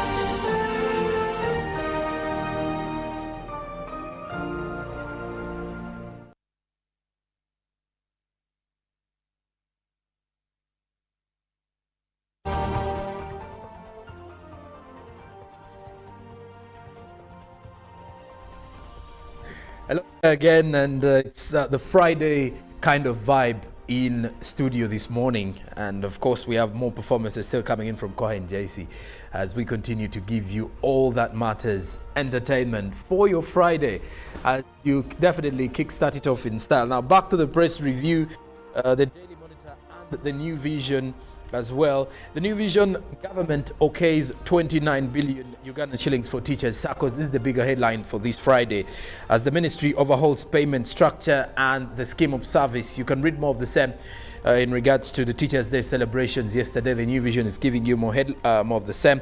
Now, Trade Ministry's permanent secretary dropped as accounting officer. More of the same from the Trade Ministry in the New Vision today. Furthermore, Robin Kirsty back to the airwaves. More of the same in the Beat magazine. Independence series, the changing face of Uganda's parliament. Uganda's independence comes Monday, 9th of October. Now, in the politics perspective, several arrested as police drive Bobi Wine home. Read more about the return of the NUP president. More of the same in the New Vision. Now, for the parents, new curriculum, Senior 6 Economics and Senior 3 English and Chemistry. More in Friday's edition of the New Vision. Away from that, we now focus on the Daily Monitor. Bobby walks in Besigye's shoes, picked off the tarmac. More of this particular report in the Daily Monitor today. Teachers' Day celebration, President Museveni issues directive on promotions. Also in the other news, still with the Daily Monitor, Rwenzururu Kingdom lists key priorities after Mumbere's return. Elsewhere, 1,200 arrive for FDC delegates conference as government gives Auditor General 30 days to probe the Uganda Wildlife Authority scandal. Still the Daily Monitor. But besides that, new border post excites Rwanda and Uganda locals. And in the Scoop magazine, Maurice Kiria, a star, returns to stage. Crossing the borders now, the Daily Nation in Kenya. End of the honeymoon is the bigger question. Politics, the message to those who care to listen is that they are now on their own. More of the same as the political drift in Kenya takes a new twist. Now, Telcom, questions linger over mystery Emirati farm. More of the same with the Daily Nation in Kenya. Now, Kenyans made 130 million reverse calls in a year, says Safaricom. Now, in the issue to do with climate change, POP makes call for renewable energy as more starting today. Secrets of President's Personal Doctor. That book will be issued out tomorrow in Kenya. And then in security, clashes. Elite police squad sent to Sondu. More of that is with the Daily Nation in Kenya. Now, lastly, as well, from the press review, The Citizen in Tanzania. Tanzania food surplus at 4 million tons, but threats continue to loom. Task sees increase in shipping cargo. More of the same is with The Citizen today. Now, the TCAA in 35 billion Tanzanian shillings project to upgrade air traffic control that is in Tanzania. Samia's visit set to boost Tanzania-India bilateral ties. Now, there is also a special report on how stigma is holding back treatment of mental illnesses in Tanzania. You can grab yourself those copies, that is both online and in hard copy, to read more of those particular stories. That's it for now. Now let's get into some movie recommendations as well as what you can definitely choose to do for your weekend with Chantal Oliver Kandinda. Thank you so much, Jerome Paul. I am still, that song by Cohen Jace, it's in my head. I think it's going to be my song for the day, if not for the weekend, yeah? I might want to test my machines in studio as well because, anyways, here to recommend for you what you can watch this weekend. And well, if you are someone that is interested in thrillers, then this is the recommendation that we do have for you this morning. Nowhere is a 2023 survival thriller film directed by Albert Pinto from a screenplay by Ernest Riera, Miguel Rose, Indiana Lista, Sean Winslow, and Teresa Rosendoy, which stars Ana Castillo alongside Tamar Novas. What is the plot here? Mia and Nico decide to leave Spain due to a crisis that has caused a shortage of basic necessities and a tyrannical government. They fear for their lives and the safety of their unborn child. The couple had previously lost their firstborn daughter, Uma, who was taken away by the military. Mia blames herself for Uma's disappearance and carries the guilt with her. Nico's plan is for them to escape to Ireland by being transported on a cargo ship. However, they get separated and Mia faces challenges on her own. She manages to hide during a military checkpoint while everyone else on her truck is killed. Mia tries to contact Nico to warn him of the danger but fails to reach him. Take a look at the trailer. Rápido.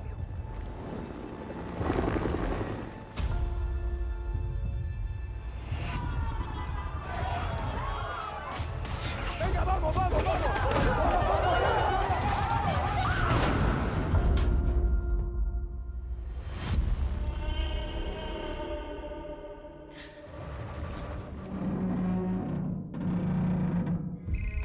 Mía, mi amor. Sí. No estoy en el barco. ¿Cómo que no estás en el barco?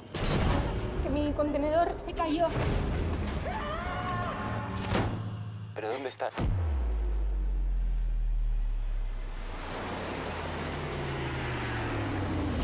Voy a ir a por ti, te lo prometo.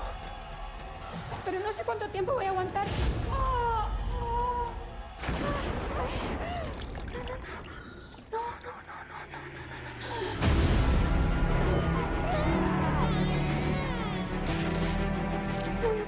Aguanta, mi amor, aguanta.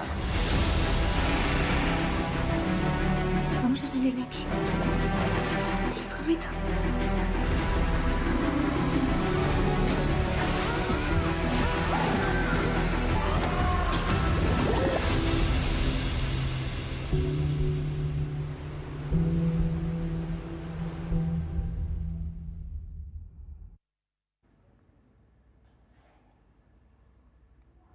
Available on Netflix, Nowhere is the movie, and I definitely have to catch that this weekend.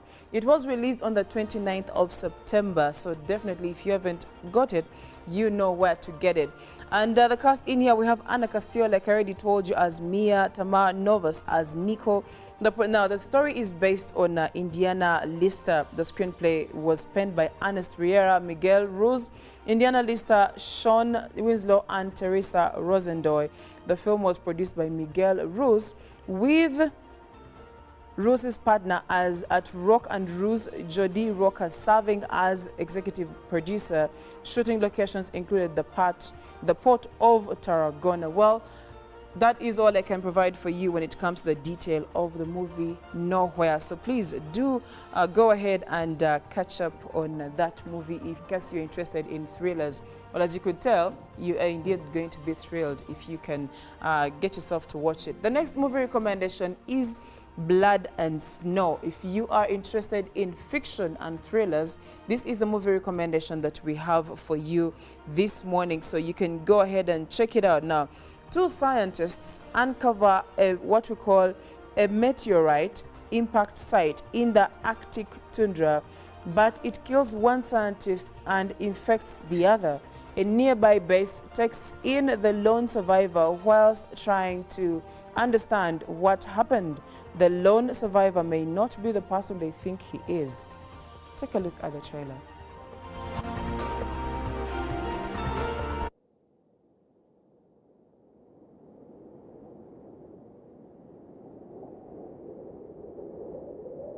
They found something out there. Something buried in the cold. Something dangerous.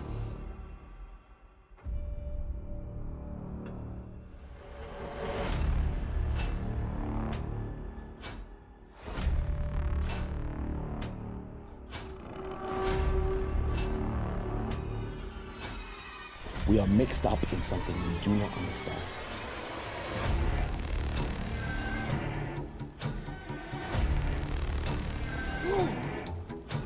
We have a problem.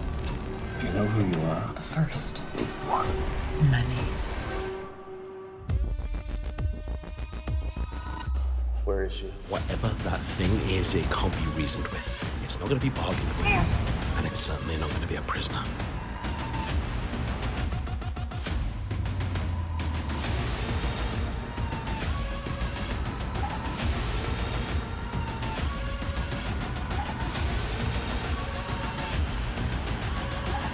She is not trapped in here with us. We are trapped in here with her.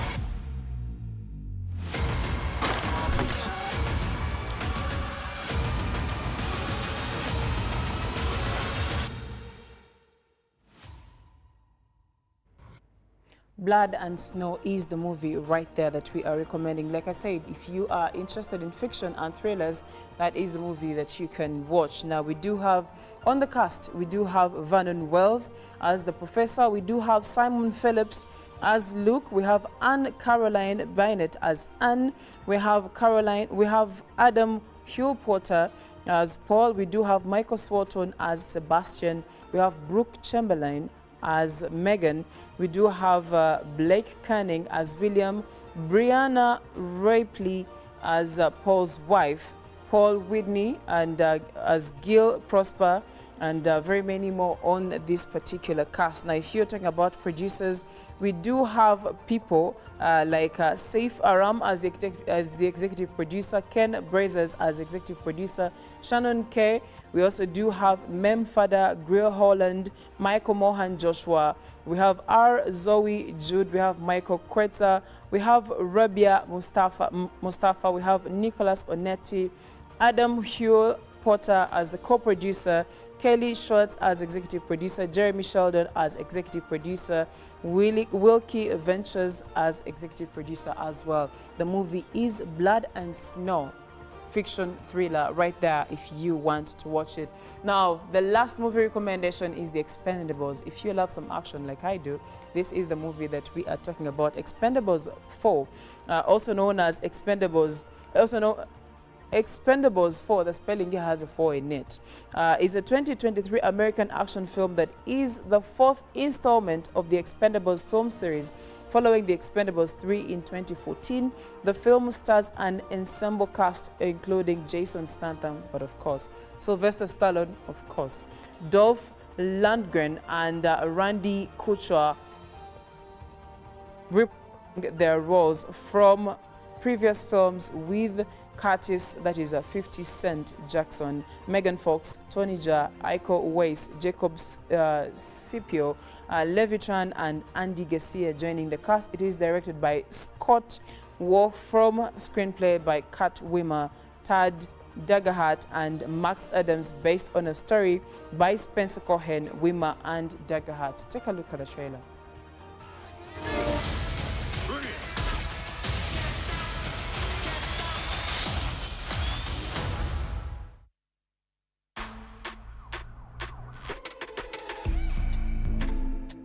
Welcome home, honey.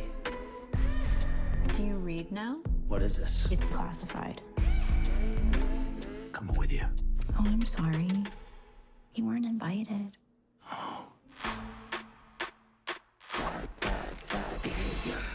Nothing can stop me, I can't get enough. Playing with dangerous bad behavior. Bad behavior. They call it bad behavior. Why are you here? I got this situation where I need your help. I need bad friends.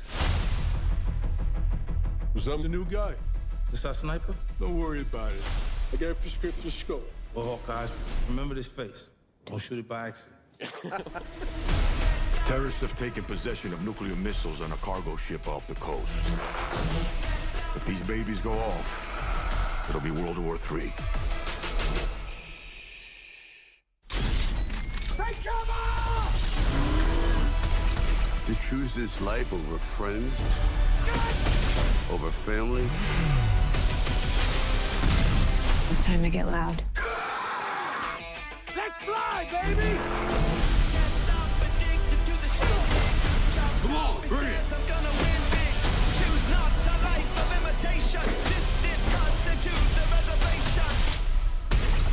Now that's what I'm talking about.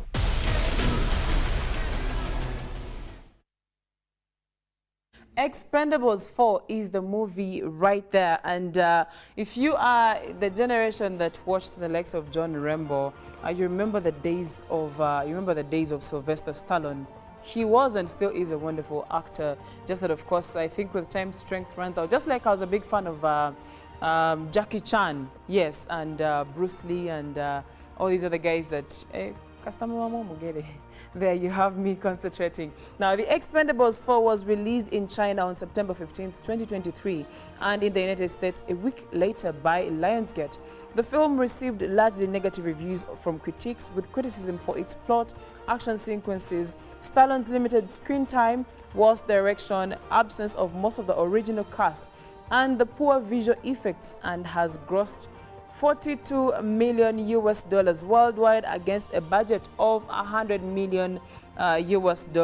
Well, if you want some good action, that is a movie that you might want to catch up on, especially if you are someone that loves the old is gold kind of feeling. You'll be getting that in there. I mean, if you watched movies also that have been produced or directed, no, produced by a Curtis, that is 50 Cent, you will agree with me that he's a very good producer right there. But I think I will be calling it a wrap when it comes to the movie recommendations that we have for you this morning. But guess what? Cohen is with me on set, and I'm looking forward to the next performance, because the first one didn't leave me the same. I'm here humming the song in my head as I literally to give you the movies that you're going to be watching over the weekend. Any break I get, I am humming. But he's here with me, and I'm looking forward to the next performance. Cohen, what song are we looking forward to right now? One of my first singles. It's a song called Not Letting Go. Not Letting Go. It's actually a crowd favorite. Oh, okay. I'm pretty sure you're going to love it as well. I'm looking forward to this one as well. Take it away. Let's go.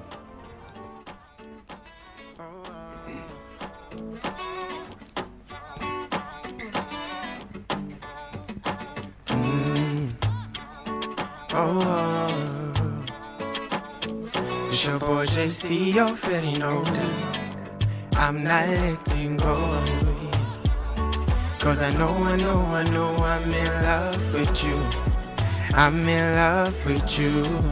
I'm not letting go, no. Cause I think I wanna be with you. I wanna be with you. Ebyo mukwano nze nali mbitate. Nga buli gwe nfuna agenda yakate. Baby, nga simanyi oba kiri bati ndifuna kwe. Uyo Katonda yagereka buyo nkuzudde. And I'm not letting on zoe chiwako. Kuchalo nze bamanyi sityanzo ekitalo. And these feelings I got for you si poko poko. Baby, twala joyagala. Twala joyagala. Cause I'm not letting go. Cause I know I'm in love with you. I'm in love with you. I'm not letting go, no. Cause I think I wanna be with you. I wanna be with you, baby. When I look into your eyes, this love is unbreakable. Olinga chibono, you bring light in my life. And when I see you smile, baby girl, I am weak inside. Don't go yakahunguluzi. You're giving me the special fever. Baby, I love you, girl, don't worry. All your troubles, all I'll carry. I'll fight for you, I'll be your army. Cause it's you I want to marry. I don't care if you got no money. Be my girl, I'll be your mommy. I'll fight for you, I'll be your armor. Cause it's you and I'm not letting go. Cause I know I'm in love with you. I'm in love with you. I'm not letting go, no. Cause I think I wanna be with you. I wanna be with you, baby. Baby, I love you, girl, don't worry. All your troubles, all I'll carry. I'll fight for you, I'll be your army. Cause it's you I want to marry. I don't care if you got no money. Be my girl, I'll be your one. I'll fight for you, I'll be your armor. Cause it's you and I'm not letting go. Cause I know I'm in love with you. I'm in love with you. I'm not letting go, no. Cause I think I wanna be with you. I wanna be with you, baby.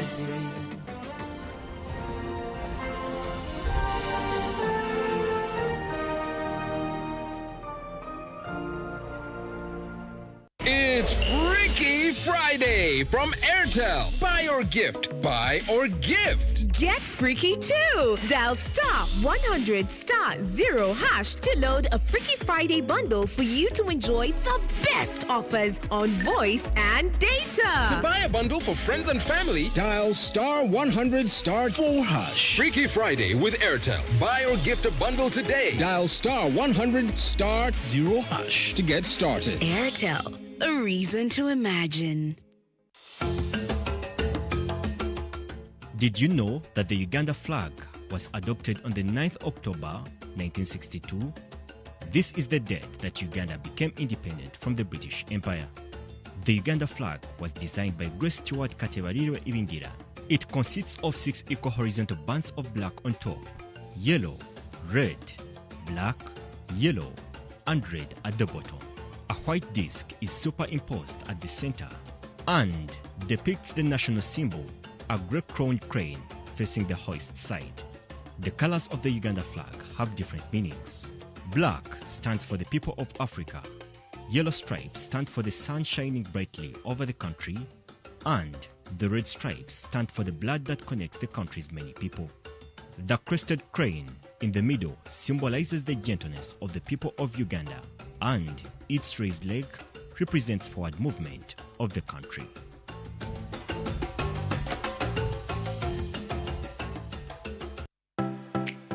UBC is the national public broadcaster. We educate, inform, entertain, and inspire our audiences. You can watch us on free-to-air channel 001, DSTV channel 282, GoTV channel 371, Star Times channel 201, Zuku TV channel 20, and Azam TV channel 350. Even when your subscription expires, you can still watch UBC for free on your pay TV platforms.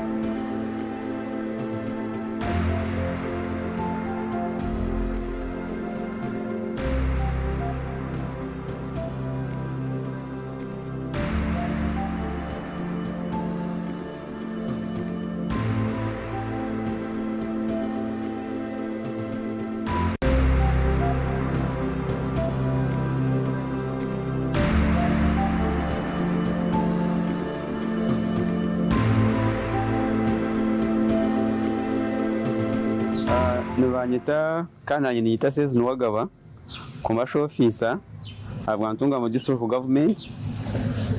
I am Sezi Nuwagaba, the commercial officer for Ntungamo local government. I express my gratitude to God for this platform and the Emyuga initiative brought to us by His Excellency Yoweri Kaguta Museveni, as it has positively transformed the lives of the people in Ntungamo, whom I have known for a long time. When you visit the beneficiaries of this program, you can easily witness the significant positive changes in their lives. The audit report demonstrates that despite their leader being deaf and blind, profits are being made, highlighting how this program has actively engaged and evolved every individual. Initially, we received 2,650 million Uganda shillings. Each constituency received 530 million Uganda shillings. I would like to express my gratitude to this platform for providing us with the opportunity to share information about the Emyuga program. Our special thanks go to the President for initiating the program, and additionally, I would like to mention that there are numerous similar projects in Rubare and Ntungamo.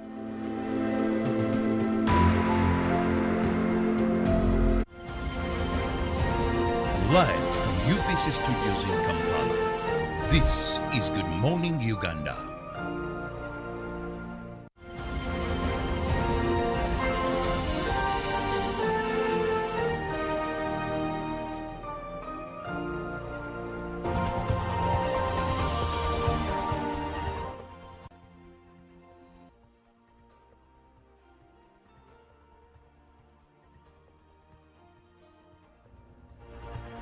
Good morning. My name is Ruben Pim. This morning is a special morning. Those who love games, especially, I know those who have been part of the Jovan League in Nakawa, I would actually get an interest in knowing what we have for you on the menu. But of course, I'm in the company of Jude, Bend, Masiko, and Dorothy Akampolida. These two ladies and gentlemen here to talk about the Sun Jovan League. Of course, it's called the Jovan League. And I know that those who went to that school know what, when you talk about Sun Jovan School in Makiro, Kanungu district, you know what we're trying to talk about. And I know that Honorable Omunsi, the Minister of ICT, was part of this school at the time when he was growing up. And I'm pretty sure that many have come out of this school, who, like Davis Kamukama here, who made sure that the guests get into the studio. So I'm in the company of Dorothy and Jude. They will be discussing the Jovan League. It's actually the 4th edition of this league. I did attend the 1st edition in Wise. I remember I was part of that 1st edition when Davis did actually invite me. And I was so impressed by the organization, the atmosphere. Even the ladies who came to grace the ceremony looked more beautiful. But anyway, I will start with Dorothy, who is seated next to me. Dorothy, good morning. Good morning. Good to see you. Good to see you too. Are you part of the ladies I saw a couple of years ago in Wise? Yeah, sure. Oh, you're a different one. Not really. I was part of the Jude, first edition. How have you been, Jude? Good, great. I can see you are good. Sure, the size, the health, skin. That's typical people from Kanungu. Thank you so much. So good to have you on the show. Sure, thank you for having us. Yeah. I'm really excited to have you people here. And I want to thank Davis Kamukama for making sure that you come through. Sure. You know, it's not easy to coordinate a team to get into the studio. But I'll start with you, Secretary. The league has got issues before. So have you sorted the issues before we go into the success of the league? Let's talk about the issues. Sure, I can. So thank you so much once again for having us. And thank you viewers watching us.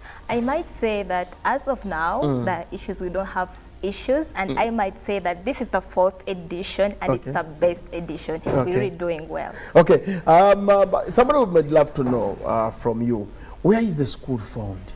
Wow. The school is called San Jovan. You can call it St. John. It's located in southwestern Uganda. Call it the land of gorillas. Okay. And it was founded in 1984 by Father Gaetano, who was from the fathers from Italy. Yeah, it started as a small school with a number of 200, and as of now we talk of 700 students. Okay. It's a mixed school. It has both boarding section and day section. It has both girls and boys, and it's actually doing well both academics and discipline. Academics, I will argue with you. I haven't had son Actually, Giovanni, I might say Saint or son, one of the two. Saint Jovan. I might say as of now we fight for the first, second, third, fourth. Who is ranking? Who is ranking? Us, because we've been. Because I might say I'm one of the students, and I've performed well from that school. So really, we're doing well in academics and both in sports. Okay, it depends on how you rate the school. Yeah, sure. Personally, I wouldn't sit here and say Saint Giovanni is one of the best. Anyway, but I'm just kidding. I won't go into that. This league is actually those who have fought their students' leagues, and of course the OB's leagues. I'm part of the Nakoba League, the Ngo League. That's why I always say that it's good to get together, know your guys, know the people who you went to school with in your years.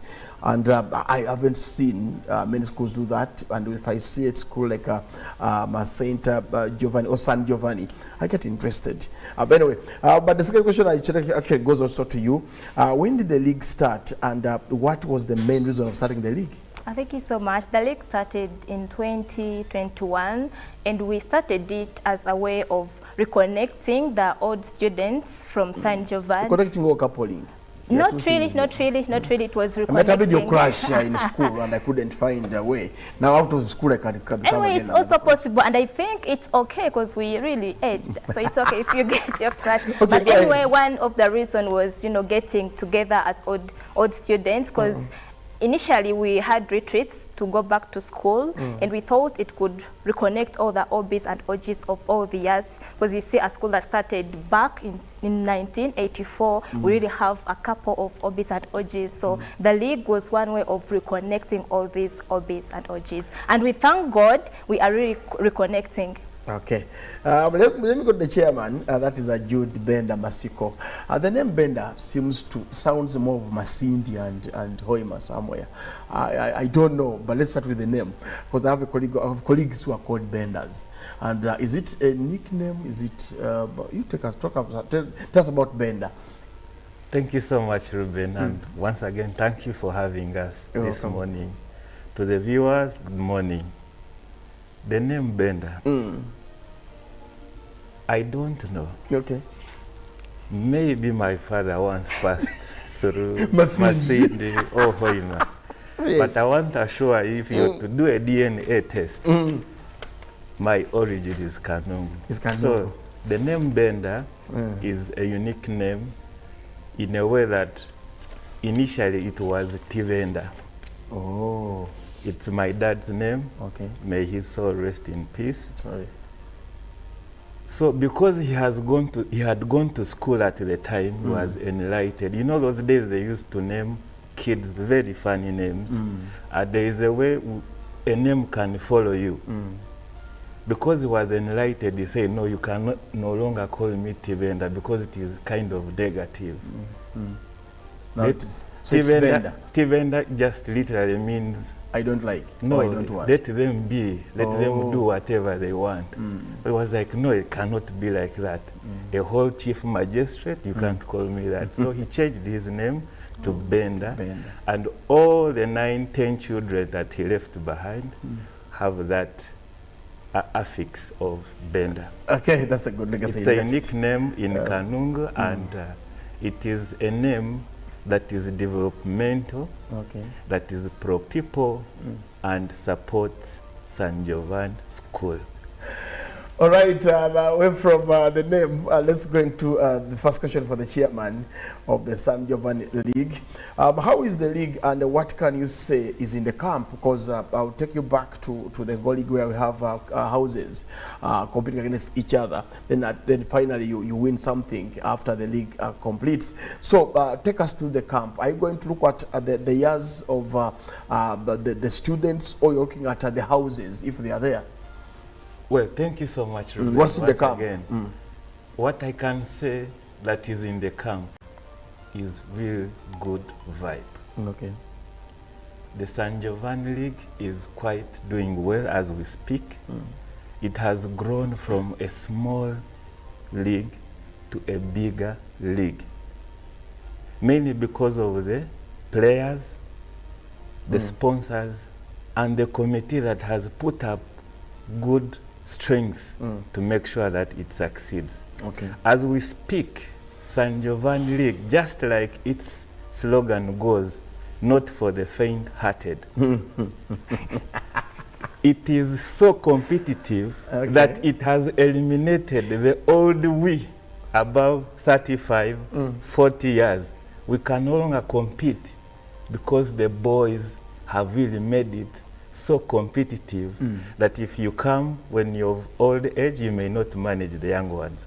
Okay. But come the final day, we have a league game between the young ones and the old lads. Okay. And I can assure you I'll be in that team. Oh, where's Bariomunsi? Bariomunsi is also on the elders team. The elders I team. think she'd go on the pioneers, because maybe adding on Benda's submission, like we have different teams and they are categorized according to the names we had back in San Jovan, because there is Nyarungwe. Nyarungwe was a pitch. It's a pitch that we use back to school. And then we have Yaje. You know, most students like those Yajes. Eh?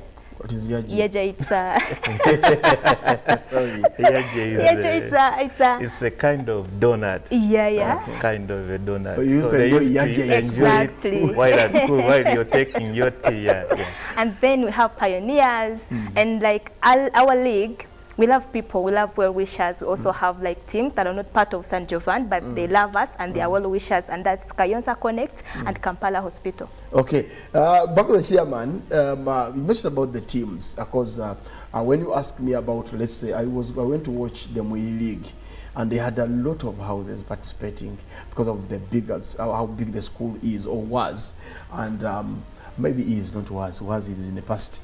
And of course, those who have gone through Mwiri. I want a part of Mwiri, but I love going to watch those leagues. So how many teams do you have in the San Jovan League? Well, thank you so much, Ruben. We have currently 7 teams. And just like Dorothy was trying to explain, we have Pioneers FC, and these are the gents and ladies that started the league in 2021. Then we have Nyarungwe FC, we have Natal FC, we have Avasasa team, and we have Kayonza Connect, and Yaje FC, and lastly we have Kampala Hospital. Okay. So we have 2 teams that are not necessarily from San Jovan. Okay. Yeah.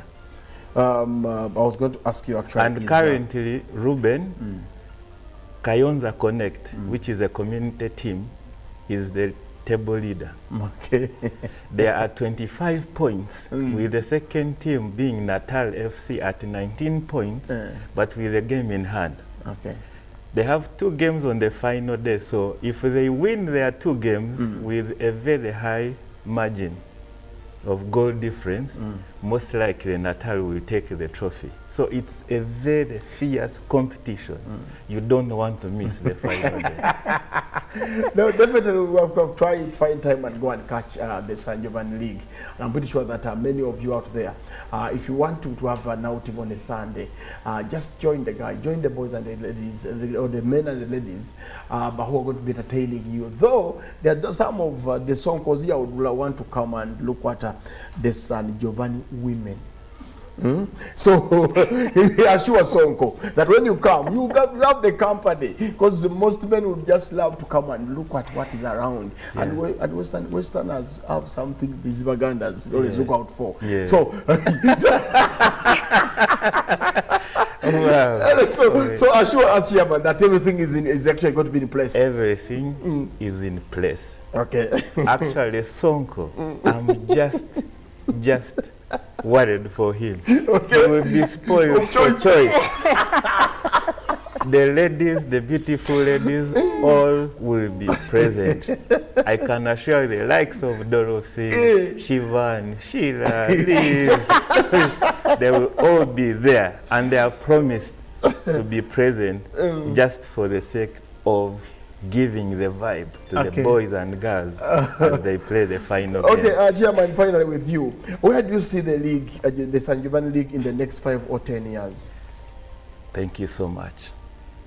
Martin Luther King once said, I have a dream. I have a dream for San Jovan League to play in the CAF championship.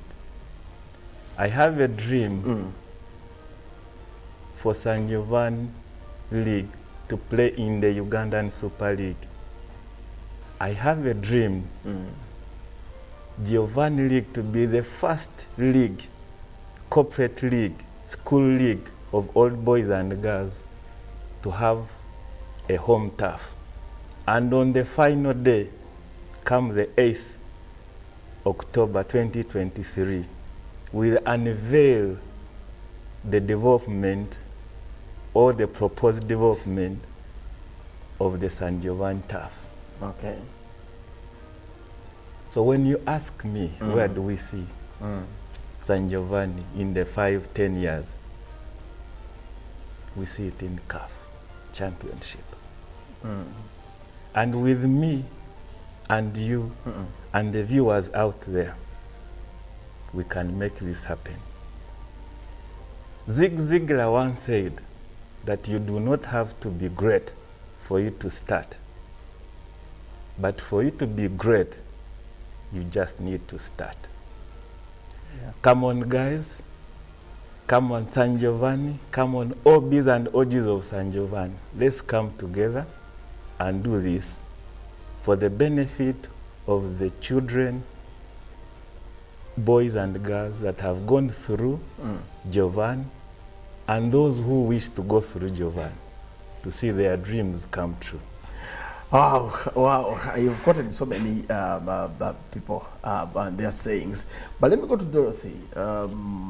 Some people, or some of us would want to know, yes, the teams are there. Yes, we're going to be part of the league. But the sponsors, have you gotten some sponsors?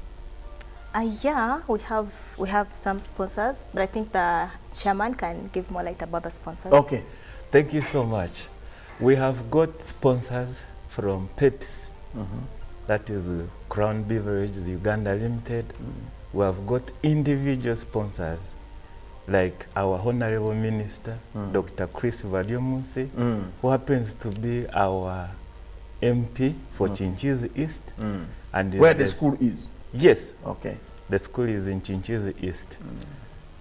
And he, of course, as you might be aware, he's the Minister of Information and Technology and, of course, National Guidance.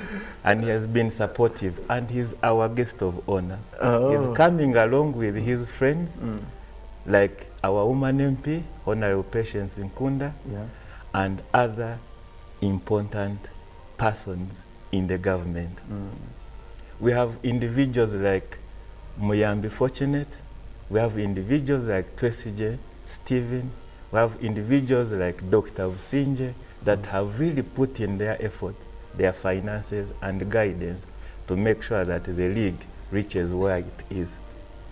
And of course the players, the committee, my committee together with Dorothy have really worked tirelessly to make the league reach where they are now. And we hope for the best. There are different activities on the final day that we should look out for. One, we have tug of peace. Normally people call it tug of war, but San Giovanni is peaceful, so we go for tug of peace. After our matches, as a way of networking, we are going to have a tug of peace, and also we shall have drinks and eats here and there. Okay. As I conclude, the main reason like we formed the league was to network. And Jim Collins once said that it is no longer about who you are, it's about who knows you. Okay. But it does not just stop at who knows you, but what they know about you. Come the 8th of October, 2023. That will be Sunday. On Sunday, starting at 9 up to until late, come and we network so that you get to know someone and they get to know something about you. Okay, thanks so much, Dorothy and Benda, for coming through. Of course, the league is on Sunday. Let's go and support those who went through Kanungu. Okay, Kanungu or San Jovan? San Jovan. I would almost say Kanungu. But everyone is invited, sure. Everyone is invited. No, some of us have different interests. You might not. It's okay. We said it's okay. So we can come and. Sure, you can come. There's what they call chairman. There's what called Nyash. Is this Nyash? Anyway, when you talk of Nyash and then you talk of Kanungu district, your reputation. So the menu is served. You have the big menu. Yeah, it's a full package. Okay, guys, we have got to go. And of course, on Sunday. Let's enjoy the Jovan League. And of course, thanks so much, Davis Come for making sure that this gets come through. Talk about their league. And of course, with that man here, you can always have space to come and talk about the league. Sure. Thank you. So that one is a grant. It's granted. Thank you. Just get in touch with him and make sure that you're here. But of course, I'm losing words now because of the Nyash. You started it. Chantal is going to be coming up with actually, of course, I think one song or two to wind up the hour. Catch us on Monday. We'll be here talking through. But of course, let's be there on Sunday. The venue, guys, the venue, just in the second 30 seconds. Yeah, the venue is Arches Gardens in Chisasi, just on Chisota Road. Okay. Just a few meters away from the Chisasi roundabout, the traffic lights on the northern bypass. Okay. Immediately as you're going to Chisasi, turn off on your left as you're going to Mariam High School. Okay. Just a few meters from the junction. All right. I'll see you on Sunday. The Jovan League will be on, and let's be there by 9 a.m. The league will be commencing. Have yourselves a lovely weekend, and catch you on Monday. Bye for now. Thank you.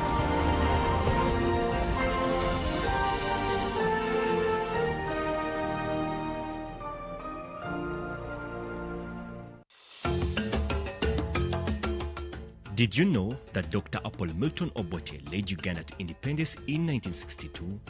Born in Akokoro village in Apache district on December 28, 1925, Dr. Apollo Milton Obote worked in Buganda in southern Uganda before moving to Kenya, where he worked as a construction worker at an engineering firm.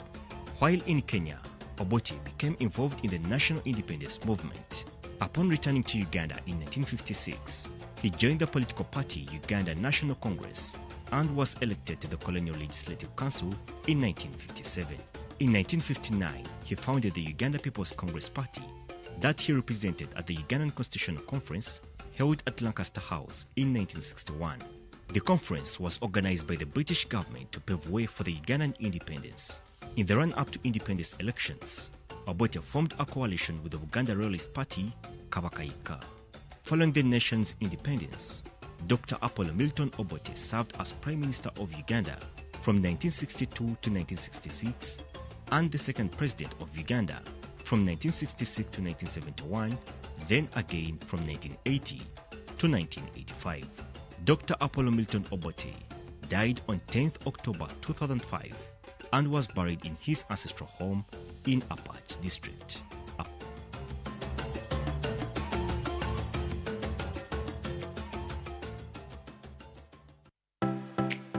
UBC is the national public broadcaster. We educate, inform, entertain, and inspire our audiences. You can watch us on free-to-air channel 001, DSTV channel 282, GoTV channel 371, Star Times channel 201, Zuku TV channel 20, and Azam TV channel 350. Even when your subscription expires, you can still watch UBC for free on your pay TV platforms. Live from UBC Studios in Kampala, this is Good Morning Uganda.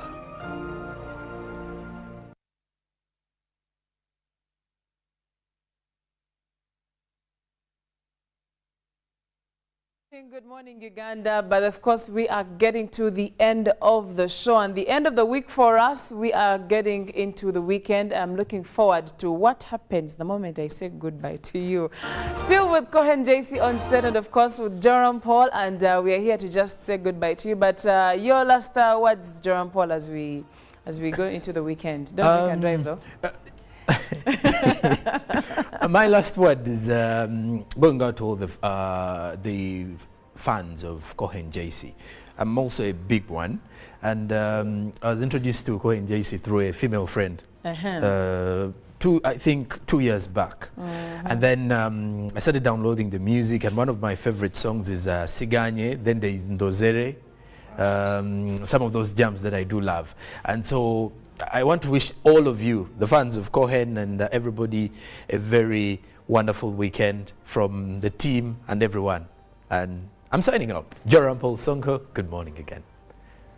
Well, and I could as well say, lastly, there's a new jam called Ability, I think. Yes. It's my latest single. It's what I've actually come through to premiere. Oh, okay. Give the viewers a taste of Ability. Oh. I've also seen you a bit, just lastly I did see you in Rwanda, Kigali a few weeks ago. And then Chantal was actually asking whether you have some roots from there.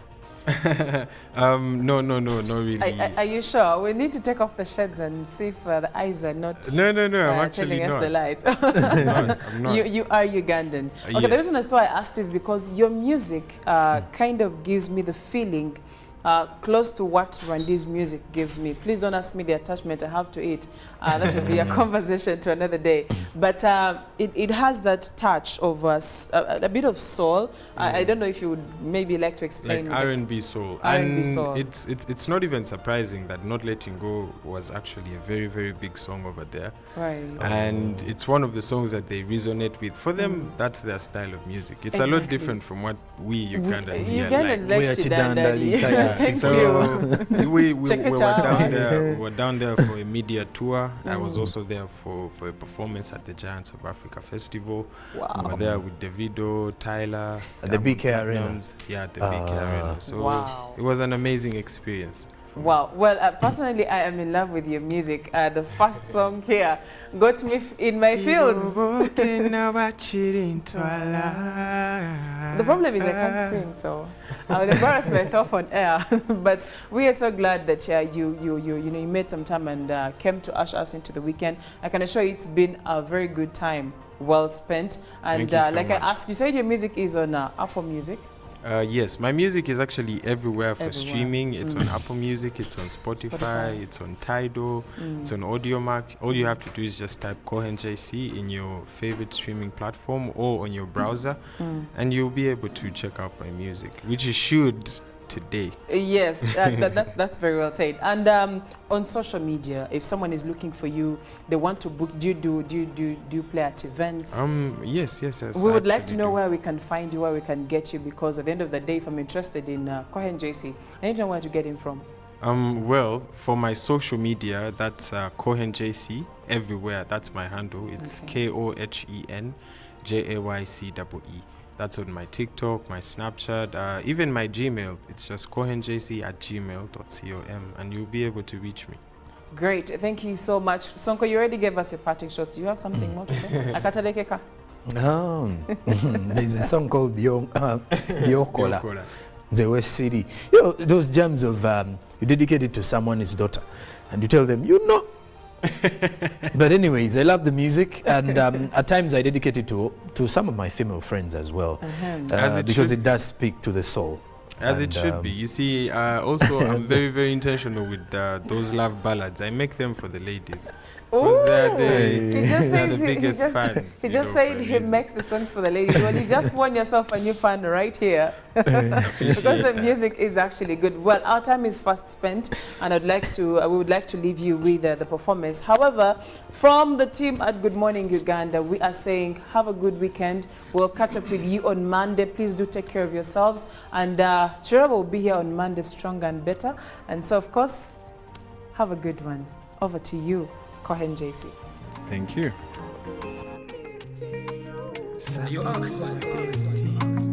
You see them girl ability then? I pray for you if you doubt my ability. I'm not bound by fear, we broke those chains, no captivity. I'm steady when I run my race, heavy in my own lane. 2019, I decided to chase this dream. I saw the possibility. I know you see diversity. I know you want activity. I know no care to be like anyone. I want to do my own thing. I said I know we lose the clarity. Sometimes may I remind you what you know. I don't want to be like anyone. I want to be my own king. I know my ability.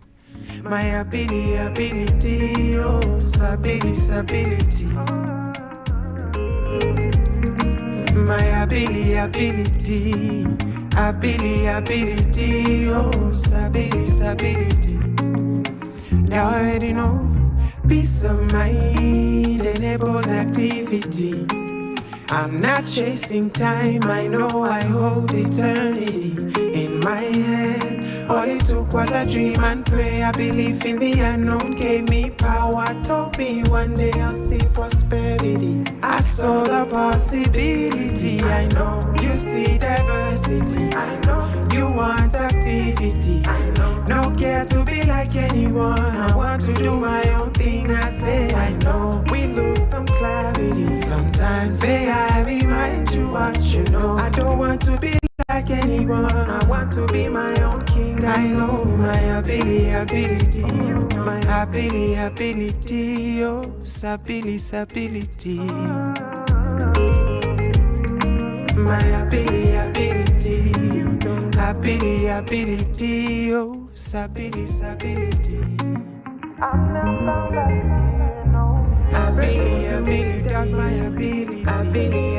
I'm not bound by stability, change no captivity. Steady when I'm ability. Heavy in my ability. 2019, I decided to chase this dream. I saw the possibility. I already know.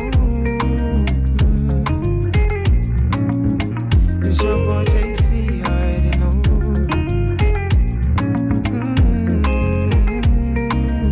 You ask one. You see them girl beauty then? You already know. Live studios in Kampala. This is Good Morning Uganda. Pick of the day on UBC. One-on-one with Michael Jordan Lukomwa. A weekly face-to-face conversation focusing on accountability, inspiration, information, and sensitization of the public from the various sources, such as inspirational profiles. Having a disability is not inability. Every Friday 9 p.m., it's one-on-one with Michael Jordan Lukomwa. Don't you see anywhere that you would give a credit in the fight against COVID? My role as the owner of the country is not to, be preoccupied by giving credit to my servant. We have said that if we are to talk to General Museveni, there must be certain conditions in place. Is it true that you paid 5 million shillings to MPs that voted for? Was brought to you by MTN Momo Pay is the easy way to pay. Dial *165*3# or use the MTN Momo app. You don't